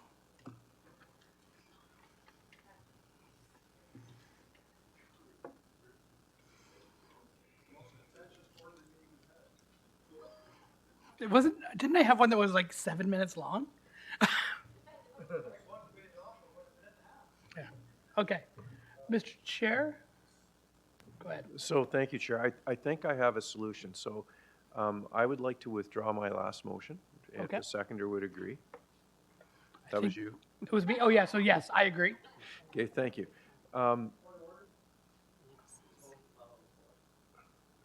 Which one? It was seconded. Yes, so right now there's the referral to a joint meeting from Councillor Nicholson and Councillor Mayor Pietri that, Oh, sorry. Well, Okay, your mic's not on, just a second. So after conferring with the clerk, we have the ability to refer this to a committee of the whole meeting that would replace the finance meeting. Okay. Okay, just a second, so. Okay, but your mic's not on, just a second. So, actually, go back one more time. So the option would be to switch the finance meeting to a committee of a whole meeting. And that's an option for us. and the reason just to try to help, so within our bylaw, we don't have the ability to make a joint meeting.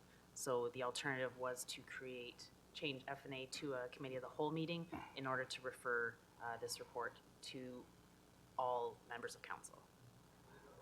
Okay, do you want, just a second, your mic is now on, go ahead. That means all 28 members vote. That's correct. They haven't been part of this discussion. So what are they voting on? Like, you're asking this committee, which is duly constituted by council, as a standing committee to make recommendations on the works budget, to simply say, we're not going to do that anymore. We're going to abdicate our responsibility and transfer it to a committee of the whole. And that's the problem I have, is our role is to submit a recommendation on the budget we think council should pass. It then goes to finance. Finance then reviews the funding of that budget, and then makes a recommendation to agree or disagree, and it goes on to council as a whole. That's been our procedure since 1973. This process, if we simply refer our role as a works committee to a committee of the whole, then we're saying there's no role for the works committee in the setting of its own budget. We're letting other committees make that decision, or other members make that decision. It's precluding proper debate at the standing committee level. You're taking it away from us, you're taking it away from finance. And what I'm trying to be polite here, what we're trying to do here is send a very clear message that we need to look outside the box on how we're going to fund this budget, and to ask us to simply abdicate our role and say, we're recommending all this when we don't know how we're going to pay for it. That's abdication. That's not standing committee making a recommendation. That's why I didn't support the referral without recommendations. It's the same thing. So, I mean, committee can do what it wants, but we're not doing our job if we don't make a recommendation. Yeah, can you hit a mic? Is Councillor Nicholson's motion on the floor? Okay, can I speak to Councillor Nicholson's motion? Sure, go ahead. Okay, I just want to make committee aware of this budget and the math that goes along with this, so the Commissioner can correct me if I'm wrong. So 1/3 of the budget goes to operations, 1/3 goes to asset management, 1/3 goes to growth. The region, am I close on the math? Yes. Okay. The region doesn't dictate growth. Growth comes from the lower tier municipalities. So 2/3 of the budget we have to do to make sure that the rules related to the Walkerton issue are met. So the only other part is we have the 1/3, which is growth, which also has a portion of Bill 23 and Bill 134 related to it. Okay. I know we've got representation from 4 or 5 communities in the room today, but I don't think cutting growth in any one of our communities is going to work. But I do understand the need to make the province understand what they're doing to our municipalities. So I understand the motion, and I understand the intent of the motion, but I can't support it. And we're in committee, and you know, it's nice being in committee because I'm not in the chair and I can speak to the issue, which is kind of nice. I get the intent. And we have to be careful because we have some people that are remote and they can't hear you without a mic on. So here's the other predicament that we have right now. Again, according to our clerk, we can't have a joint meeting of F&A and Works, according to our procedural bylaw. So because of that, really the motion's out of order, so we have a bit of an issue.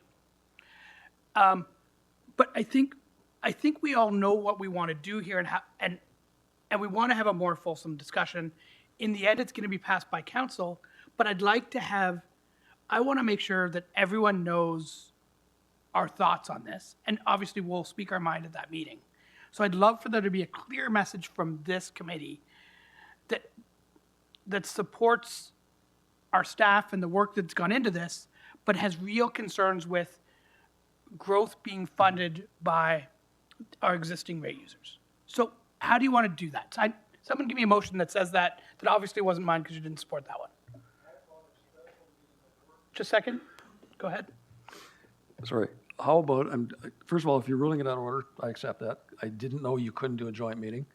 Because honestly, I've called many of them at Region. I don't know, the rules changed and eliminated that. But my concern, I guess, and what I'd be willing to do and what I'd be willing to support is, since we've obviously had a great amount of debate, and I'm sure our staff have made copious notes in understanding what our objections are and what our concerns are. Could we call a special meeting of Works, and I would suggest calling it for following the FNA meeting, because that way the FNA members can attend and hear what the issues are and offer their input, and they're already going to be in a room. That will give us an opportunity to dialogue and to find out just how widespread the concern is, and I think it's very widespread, but there's only 8 of us speaking today. My biggest concern is also how we do this process.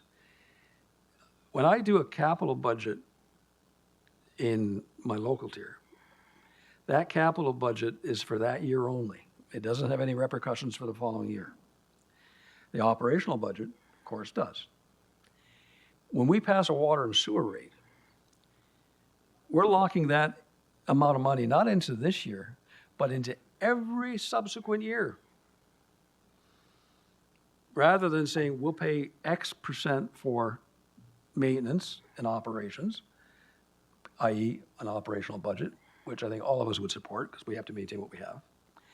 Then the debate becomes just how much growth and capital can we afford? Right now, we've got it all rolled in together into one ball. If you vote for this budget, you're voting for the capital, you're voting for the operational maintenance, and you're voting for the staff that's going to make this work. Like it's almost like a budget outside the budget. And perhaps what we need to do moving forward is have a process where we separate the operational aspects of the water and sewer rate into one package and the capital into a different package so we can modify one without harming the other. Right now, because capital is so expensive, you force us to vote against the entire budget, including maintenance, because we can't afford the capital. I just raised that for our staff to maybe think about.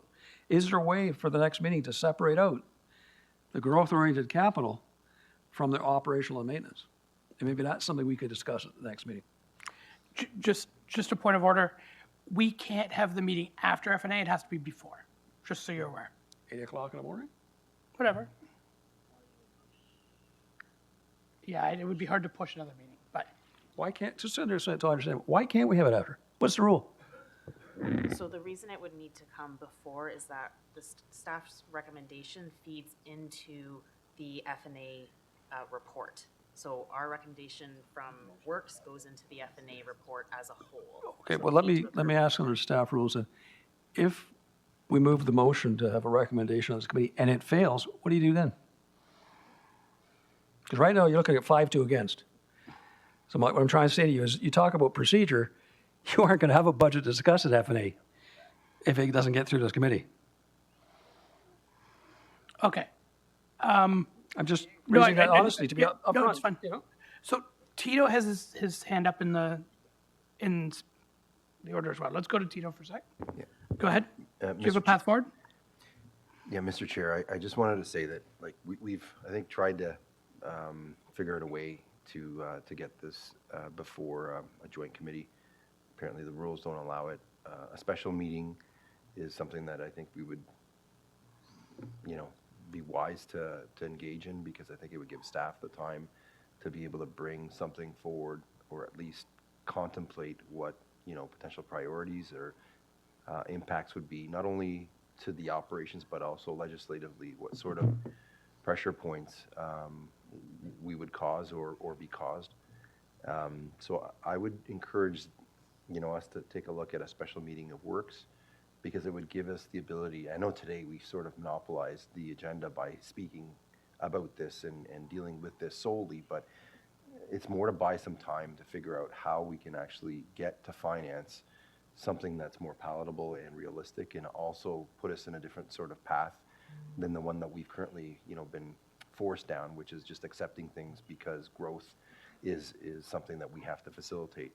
I just hope that we can get to that special meeting. Otherwise, I can see where the votes are going. We're going to be denying the report and the increase and everything inside of it, which is not, something that I want to do either, because there are things in there that we need to do, but we need to find a way to take the ones that aren't, or that are front-ended, that aren't imminent, that need to be dealt with through different funding envelope or a different funding mechanism.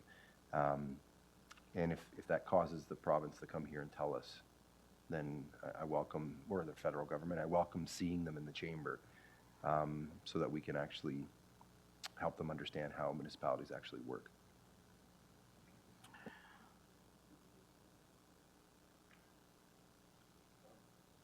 Do you want to hit your? Go ahead. Thank you, Chair. And I absolutely understand the passion in this committee meeting. But we've also introduced Envision Durham, which also brought in all the white belt lands. So the problem is far more complicated than making this happen. I don't think a special meeting of Works is going to work for us. I've just checked the calendar. I would have liked to hold it on Monday, but the chambers are in use on Monday, so that won't happen. So, for me, either we send it to the create Tuesday's meeting as a committee of the whole meeting, or if this motion that's on the floor loses, then I'll give you a refer motion to FNA to try to get the impacts, give staff a little bit of time to get the impacts of Bill 23 and 134 identified.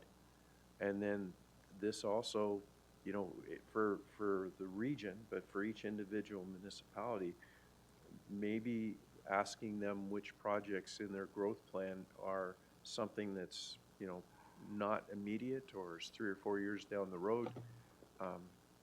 Maybe we can do something that way. I don't know, but I cannot support the motion that's on the floor. Okay. So I don't think we have a motion on the floor. Let me just get that clear. The motion on the floor is? So right now, the motion on the floor is. He ruled you out of order. Oh, okay. Yeah, that was ruled out of order because, So, So it was that a special meeting of the Works Committee be called. okay. Was that moved and seconded? Yeah, it was Councilor Nicholson and Marion Pietri. That was still. yeah. Okay.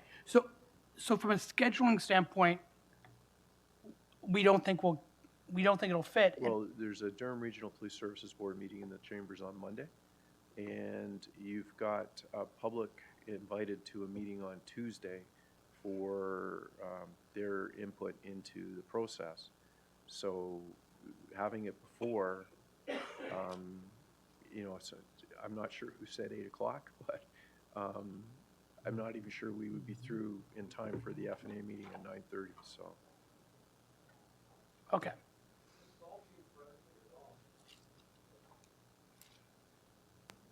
Here you go. Thanks. This is all being predicated on driving it through F&A on the 13th to get it to council on the 20th. If it takes more time than that to actually get through this process, the world is not going to end tomorrow. Because nothing we pass is going to have any impact till we pass the budget anyway, which is going to be in March. I'd rather take the time to have another meeting of this committee, delay the reports going through to F&A to the next F&A meeting, delay the recommendations to council from F&A to a subsequent date, to make sure that we have all the voices heard and all the issues dealt with. I'm not going to be bullied into voting to abdicate our responsibility by a schedule that was not of our choosing. Yeah, sorry, I'm not bullying anybody. No, I'm saying the timeframe, I'm not you personally. Okay, thank you. Okay, so I'll be clear. Okay, just a moment. We're going to go to Nancy on scheduling. Go ahead. So if I may, through the chair, with greatest respect, as noted, this has been very educational with respect to the opinion of this committee and what you're struggling with. I would note two things. The water sewer budget gets approved in December regardless of the main budget, because the rates start on the water bills January 1st. So it is a budget that's completed before the end of the year. It doesn't have any linkages in that sense to the tax levy budget. The other thing, if I may say, and perhaps we have to give some thought to this in the future, it is the purview of finance and admin to deal with the funding.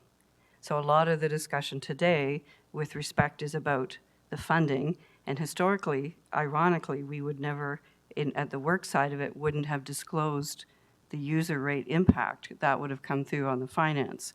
So I just want to caution that a lot of the debate has been on funding because of the province and great observations that we're taking to heart.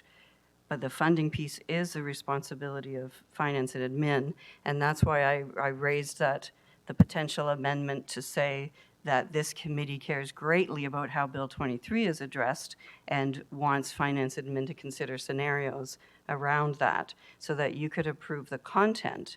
And what we would do with finance and admin is consider strategies, as I said, about how risk averse or risk aggressive we are going to be on funding Bill 23, because the Bill 23 funding ties to how much we think we're going to be short on development charge collections. So we can deal with a range there based on Finance and Admin's committee's opinion on how aggressive with the province we get versus how unfortunately aggressive with taxpayers we get. That's the two ends of that envelope. So again, with great respect, that funding piece, I think Finance and Admin has to decide, are they going to address Bill 23 funding? So you can approve this committee, this report today if you agree with the content, because the Bill 23 funding in year one will not affect, in my view, the projects, because we have to do those asset management related projects anyway. So the Bill 23 financing is recommending that we know we're not going to get enough money in 2024 collected for 2025, and it's going to get worse. So we'll have a lot of dialogue about that issue and are prepared to inform Finance Admin on the totality of what Bill 23 means in the context of these rates. But they can be severed apart, and this budget can still proceed. And the only other procedural thing I'll mention, because I'm making this more complicated, but the water sewer budget is in its totality, as Nicole mentioned, has 3 different components. This is only one of them. So if council doesn't if this committee doesn't approve it, unfortunately, it's also in the FNA. So we'd have to advise FNA that you didn't approve it, that no action was taken. F&A could still proceed in theory because their obligation is the budget. So anyway, that's a long-winded way of saying that Bill 23 can be addressed at F&A in that range of risk tolerance, and this budget could be approved today. You're not approving the 7.4 because we can carve out the implications of Bill 23 for F&A to decide where they want to go with that. Sure, go ahead. Oh, thanks. Yeah, thank you, Mr. Chair. The way I understand it, I get that finance has the prerogative of being able to tell us or direct the corporation as to how it's going to be funded. But what is going to be funded is this committee's prerogative. And I think that's what we're trying to set here. And I think there's probably confusion around the table. And anyone that's watching from the staff level is probably thinking, like, how are you guys holding, firm or drawing a line in the sand with a 7.4? This is transformative in how we're going to be dealing with our budget, I think, moving forward. And unfortunately, a perfect storm's occurred, and this is the time that we're taking a stand. So this committee, politically, is taking a stand. And I know it's going to impact what staff consider to be priority, but what we're trying to do, and we've been nice about it, is find a date in which a special meeting can be held, because I know that the chair of finance would probably prefer us, go through the process of identifying what the priorities are before, we vote this down and are forcing staff to do with what we have. And I say do it with what we have means that we've got money in reserves, we've got, a current allocation of funding that occurs as a result of previous approvals.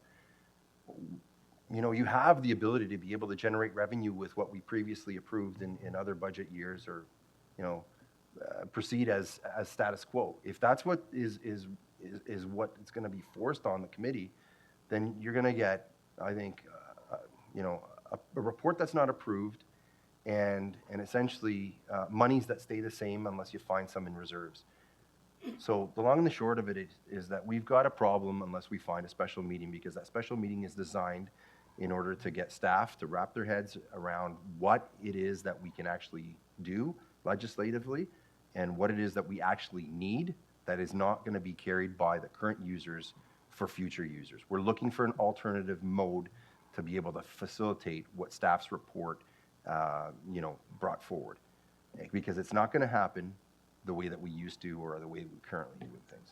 So I'm just going to leave that with you there, because I think it's helpful also to the Finance Committee to know that the priorities that we will approve are going to be supported when they come forward through Finance to Council. Because I can tell you, this committee is not going to be the only one saying no. We're hearing from other council members that are watching today, and they're supportive of our trying to take a different direction, because I think we understand what the concern is generally. And I think the Bank of Canada made it clear that although rates are staying the way they are, they're probably going to raise them if they don't see that there's going to be some sort of a definitive or a remarkable impact on affordability.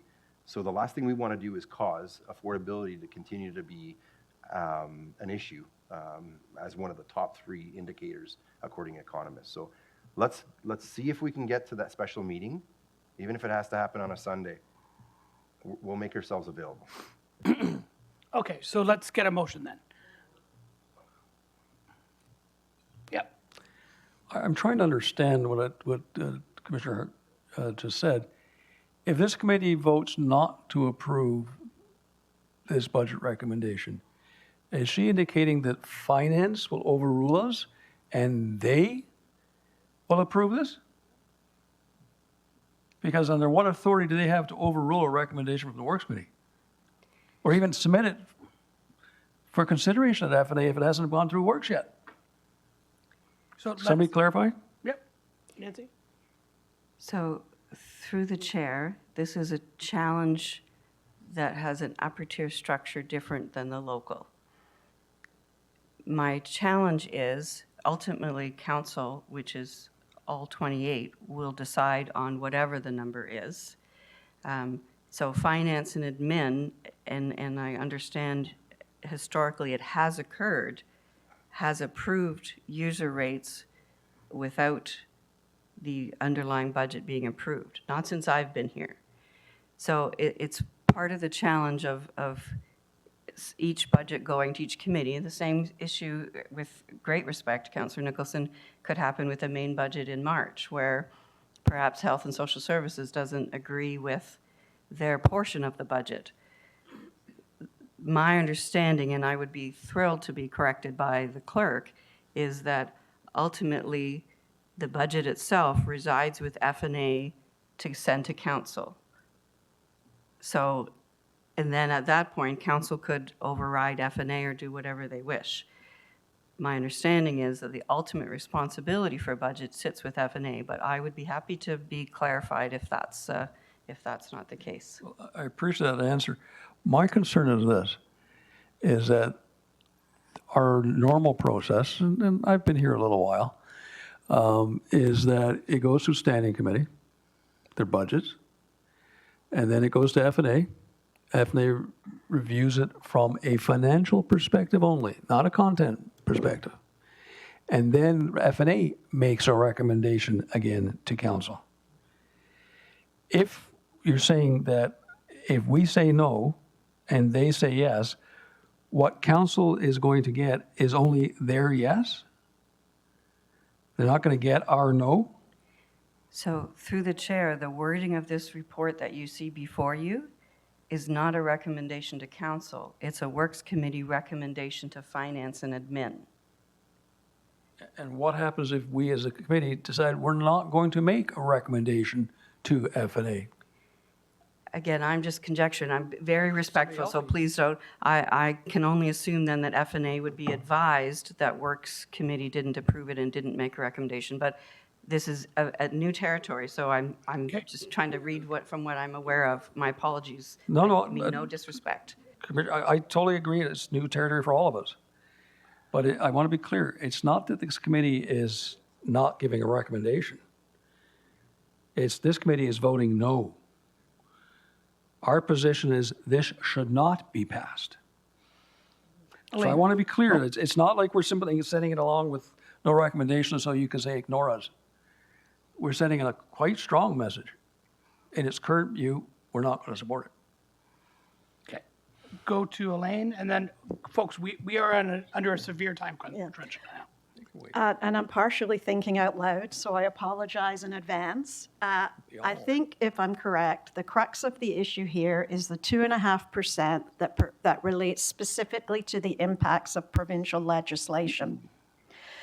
I'm wondering if this committee could forward the report, being the work plan, so to speak, or the business plan, to F&A on the understanding that F&A considers alternative options, including intergovernmental strategies for dealing with that 2.5%. That will give Nancy, Nicole, and I a few days to sit down and figure out what that may be. That's all I can come up with at this time. But that way we will be able to go to F&A and say, here's the alternative with the 2.5, here's options for deferring some of it, here's the intergovernmental strategy for dealing with it. But the business plan, the work plan, is the work plan, and it is based on priorities. We've known that there's been fiscal pressures for quite a while, and staff have been really diligent in going through and establishing their priorities in alignment with council's priorities. Okay, so I don't have anyone in the speakers list right now. Just a second. We, obviously, the Works Committee are struggling with where we're at here. That's very, very clear. We also need to remember that at the end of the day, all of council have to figure out what we're doing with an entire budget. And this is a fairly small part of the overall tax burden that we're going to be dealing with for 2024.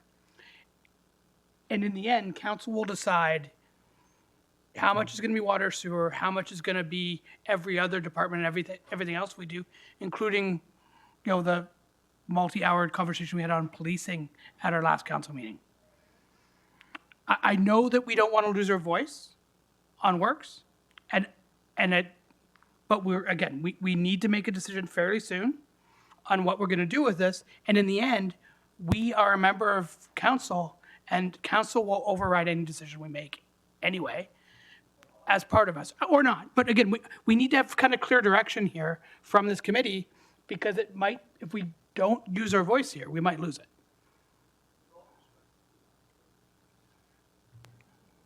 The voice is being expressed, and I'm not sure everyone's hearing it.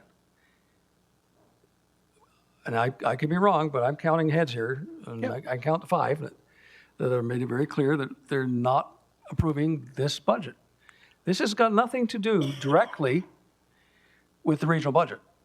This is a user rate budget. As we just heard, it takes place on December 1st. So my question comes down, if we don't pass it by January 1st, what happens? We don't raise the rates until we do pass it. My concern here is that I can't vote for this in isolation of what the budget's coming down. And yes, it's not legally attached, but I can't simply say, well, this I is just for the budget for sewer rates, and this I is only for the regular budget. So I think you're agreeing with The me, battle you're having right now is what you're going to have at the budget meeting. which, again, what's my point?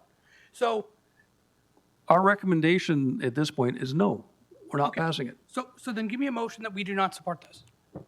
So right now, sorry to interrupt, there is a motion on the floor that Yeah. a special meeting of the Works Committee be called before the Finance and Administration meeting on Tuesday.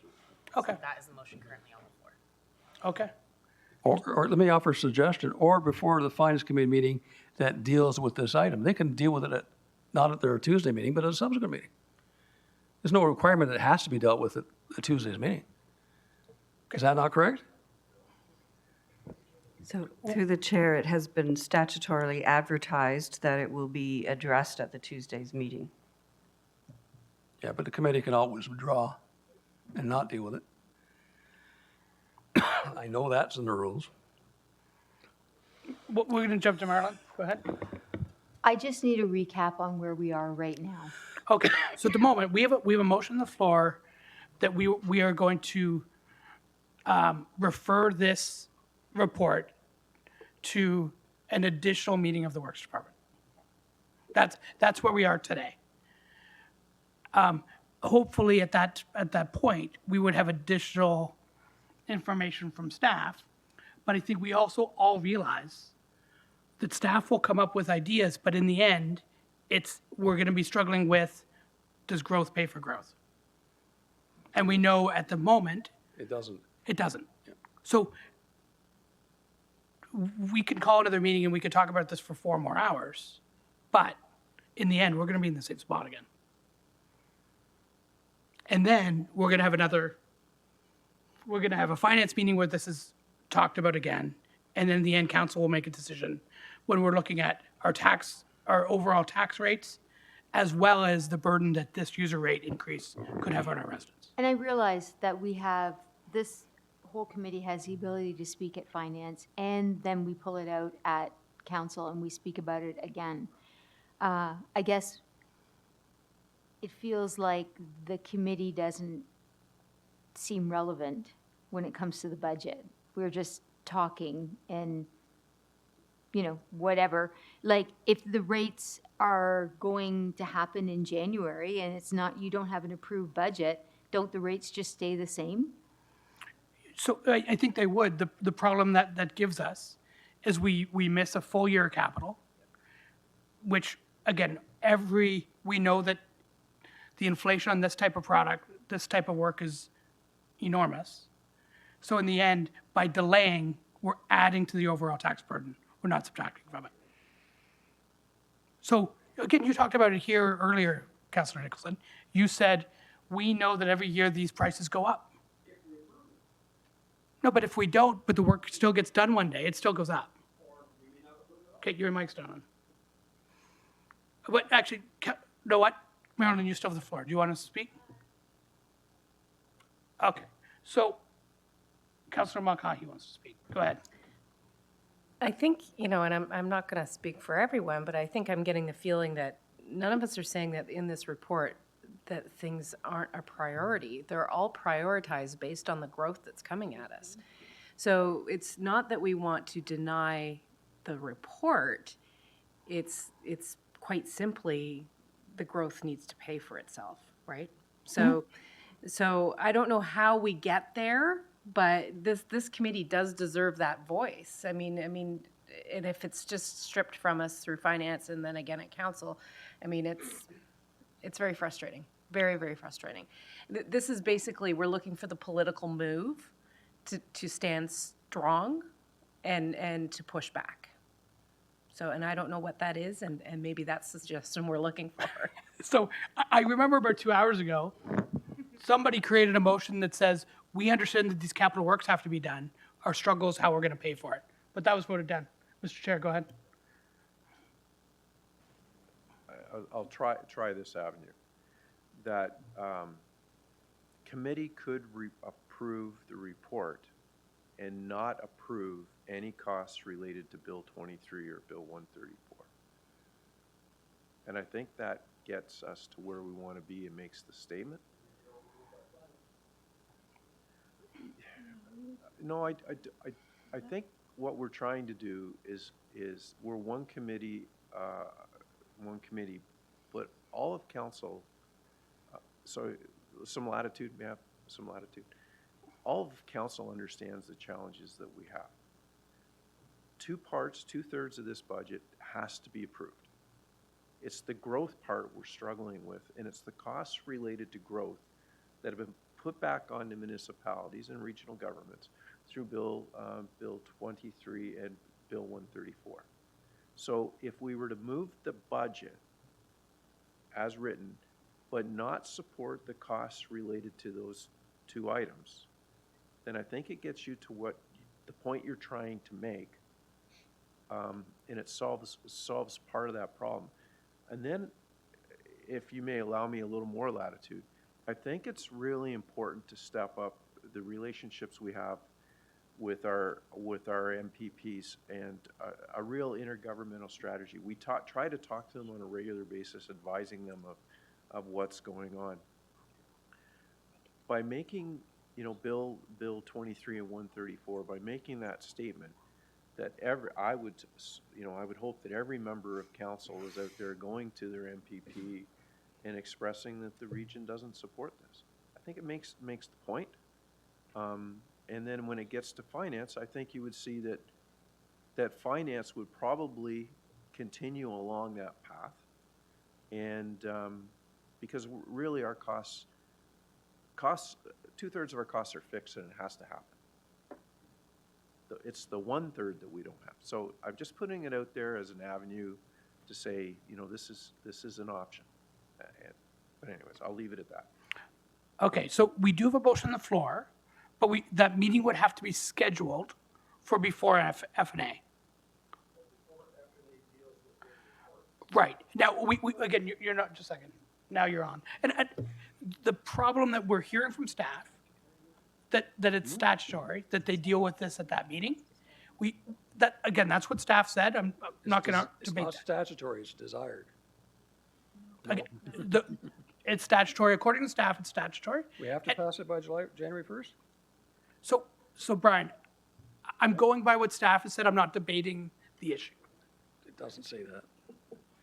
So, and the other question is, again, we could arrange this, get more staff in the room, get more information.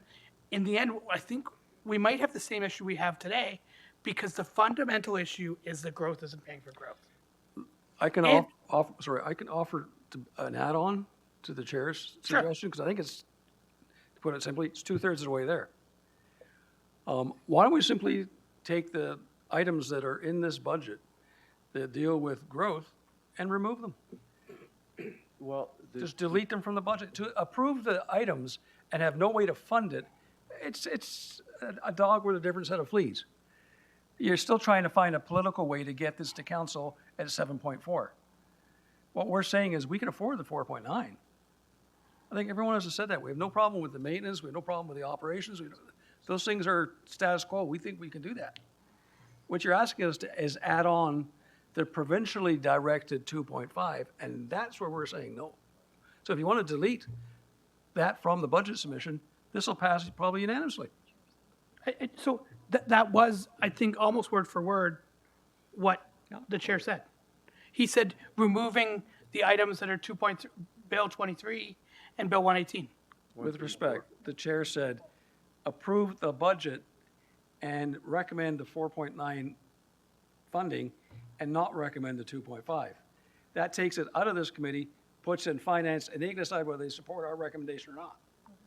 What I'm saying is if we take the whole thing out, then all it goes towards finance at this next meeting is the budget items we recommended, not the province's plan. Eliminates any growth. Yeah, go ahead. I'm not the expert here, so I apologize to Mike because I'm probably going to mutilate this. But I think it's very difficult to say, there are some items in the budget that we'll be able to say, yeah, that's related to growth and meeting housing targets. But when you're looking at major plant expansions or upgrades, it's addressing growth, but it's also addressing state of good repair.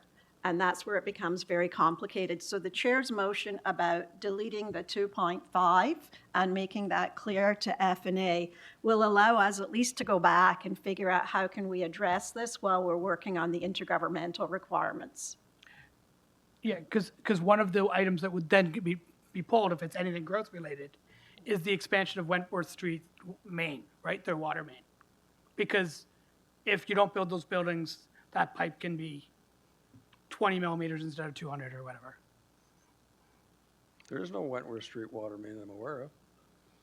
There's a Fairwell, Okay, sorry. Again, I'm going by memory, which which is, facilitates the harbor, but okay, you know. okay, Mr. Chair, I'm beyond trying to, me too. I, Move the motion. So we have a motion, are we gonna turn it down or, okay, sure. All right, so we have a motion on the floor, and that is to have staff schedule an additional works meeting and refer this, this item to that. record a vote. Recorded vote. All in favor?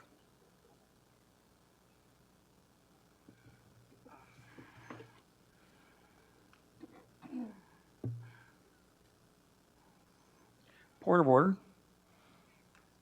We're in the middle of a vote. Could the mover read that wording in? Because I don't think that was the wording the mover moved. He didn't have a date in there. He said a special meeting. Somebody's added the date in there. Okay. I just added the date because that's the date of the finance meeting. Take the data. And let's have a new vote. I want to be fair to the mover because he didn't say that, that's all.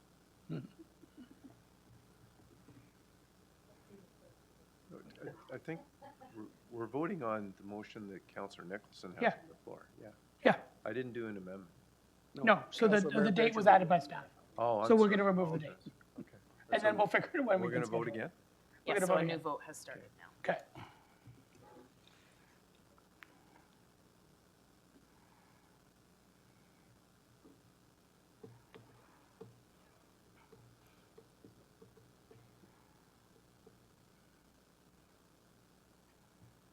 Okay, 5-2.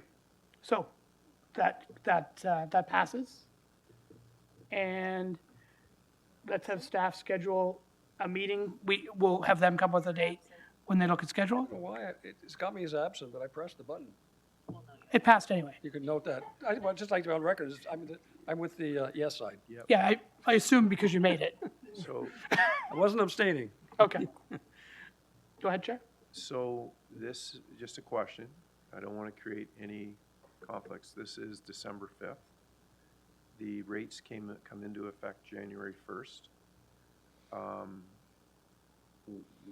When will we have this meeting?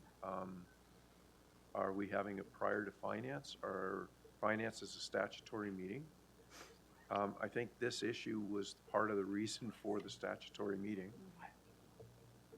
So I think we're gonna have to figure out scheduling because this chambers is open Friday, but I have a meeting. that Friday I'm booked. is, there is a number of things that we're already committed to. Yeah. We can, We'll try and schedule something that somehow makes sense, that we can find quorum for. okay, just give me 1 second, because, go to my calendar. Mr. Chair, on a point of order, Yeah, given that this committee has referred this to a special meeting, how does finance deal with the report if it's not gone through the committee? So I think we were giving them a recommendation. I don't know if it's a requirement. Statutory meeting. No. What I mean is, I don't know if it's already on their agenda, as is, as written. Assuming we were approving it. We didn't approve it.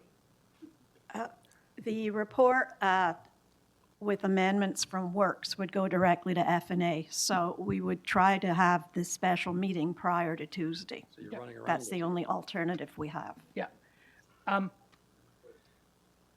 So our issues, scheduling is going to be very tight, obviously, to try and make it work.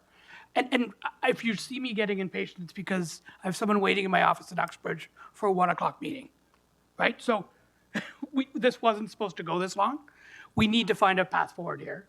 And I think let's let staff schedule this and try and figure it out. It will take time.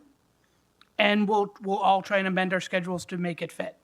Okay, I would look for, I think we just have a motion to adjourn, right? Ooh, Oh, there's, bunch of other reports. okay, can I have that?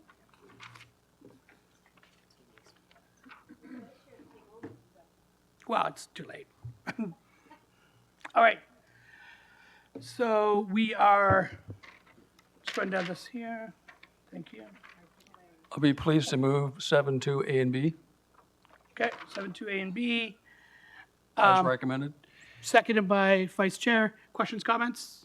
All in favor? Oh. Okay, question on B? That's report 2023 W51.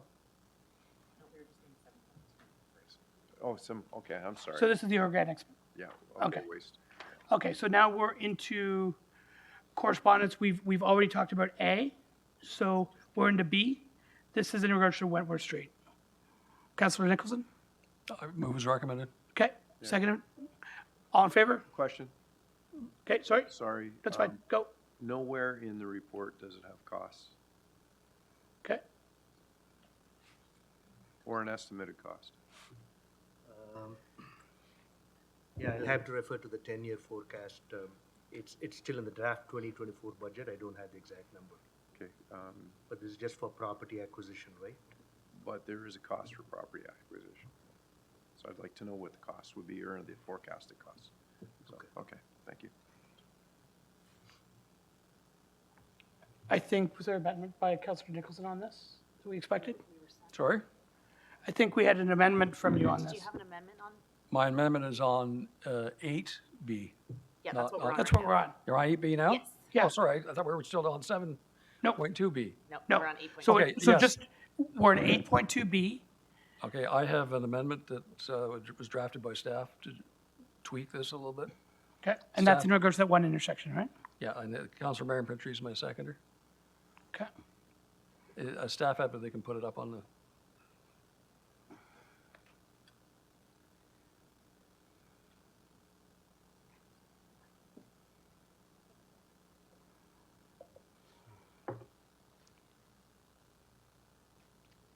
just Okay. very briefly, it might help everybody.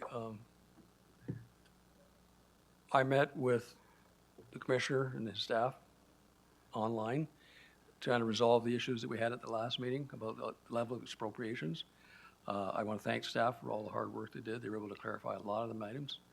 The only outstanding item is a request at the intersection at Nelson and Wentworth be investigated to see if that could be phase 1 of the project. Because as those from Oshawa know, that intersection is just chaos right now. It's right next to the Oshawa Works Yard. It's all the asphalt and sand and gravel that comes out of, for the regional projects. And it's adjacent to both east-west traffic on Wentworth and residential traffic coming southward to Wentworth on Nelson. In the long term, we're going to need satellites. The question is how fast we can get it done. And I want to commend Ramesh and his staff for being very proactive and very helpful with this process. I really appreciate it. Yep.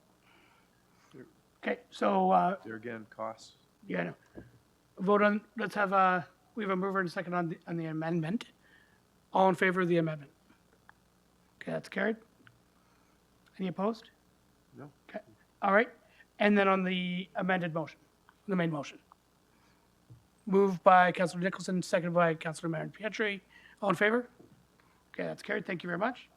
So, under item 12, it says our next meeting is January 10th. I believe that is going to change. What's the other- Oh, other business from Councilor Makahi. Go ahead. Thank you. Just a second. Go ahead. Thank you. I'd like to introduce a motion. I'm going to need 2/3 for it to go on the floor with regards to the intersection of St. Thomas and Winchester in Brooklyn. Looking at feasibility for a traffic signal. Can I get 2/3? Okay, so motion to waive the rules. We have a seconder for that. That we need 2/3, but I think that'll be easy. All in favor? Okay, that's carried. Okay, so the wording's quite simple. I'm going to do this really quick in an effort to get out of here. Staff examined the feasibility of a traffic control signal installation at the intersection of Winchester Road East and St. Thomas Street in the town of Whitby in consultation with the town of Whitby staff as part of the region's planned Winchester Road East reconstruction project. This is the project that's already in the RFP's gone out, but we need to look at this intersection because it is quite risky and there's still a lot of growth being put forward into the area. So it's going to create even more problems at the intersection. So, and I want to thank Ramesh for working with staff to get this forward. Thank you. And just a question to Ramesh on that. That would still have to meet the merits, or how do we deal with that? Oh, yeah, like, through the chair, we have met with town staff and there's been some challenges because of the spacing from the adjacent signal. But, we are happy to explore this further. Like, if it doesn't meet the warrant, it'll have to be a town-funded signal.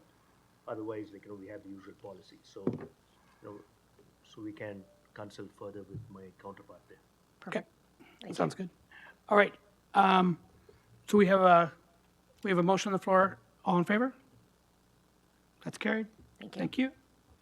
Okay, now, January 10th is our next meeting, but there's going to be one before that. So we'll figure out when that time is. Make sure you're responding to staff on when we can schedule that for. Okay? Okay, motion to adjourn? Okay, all in favor? Carried. Thank you.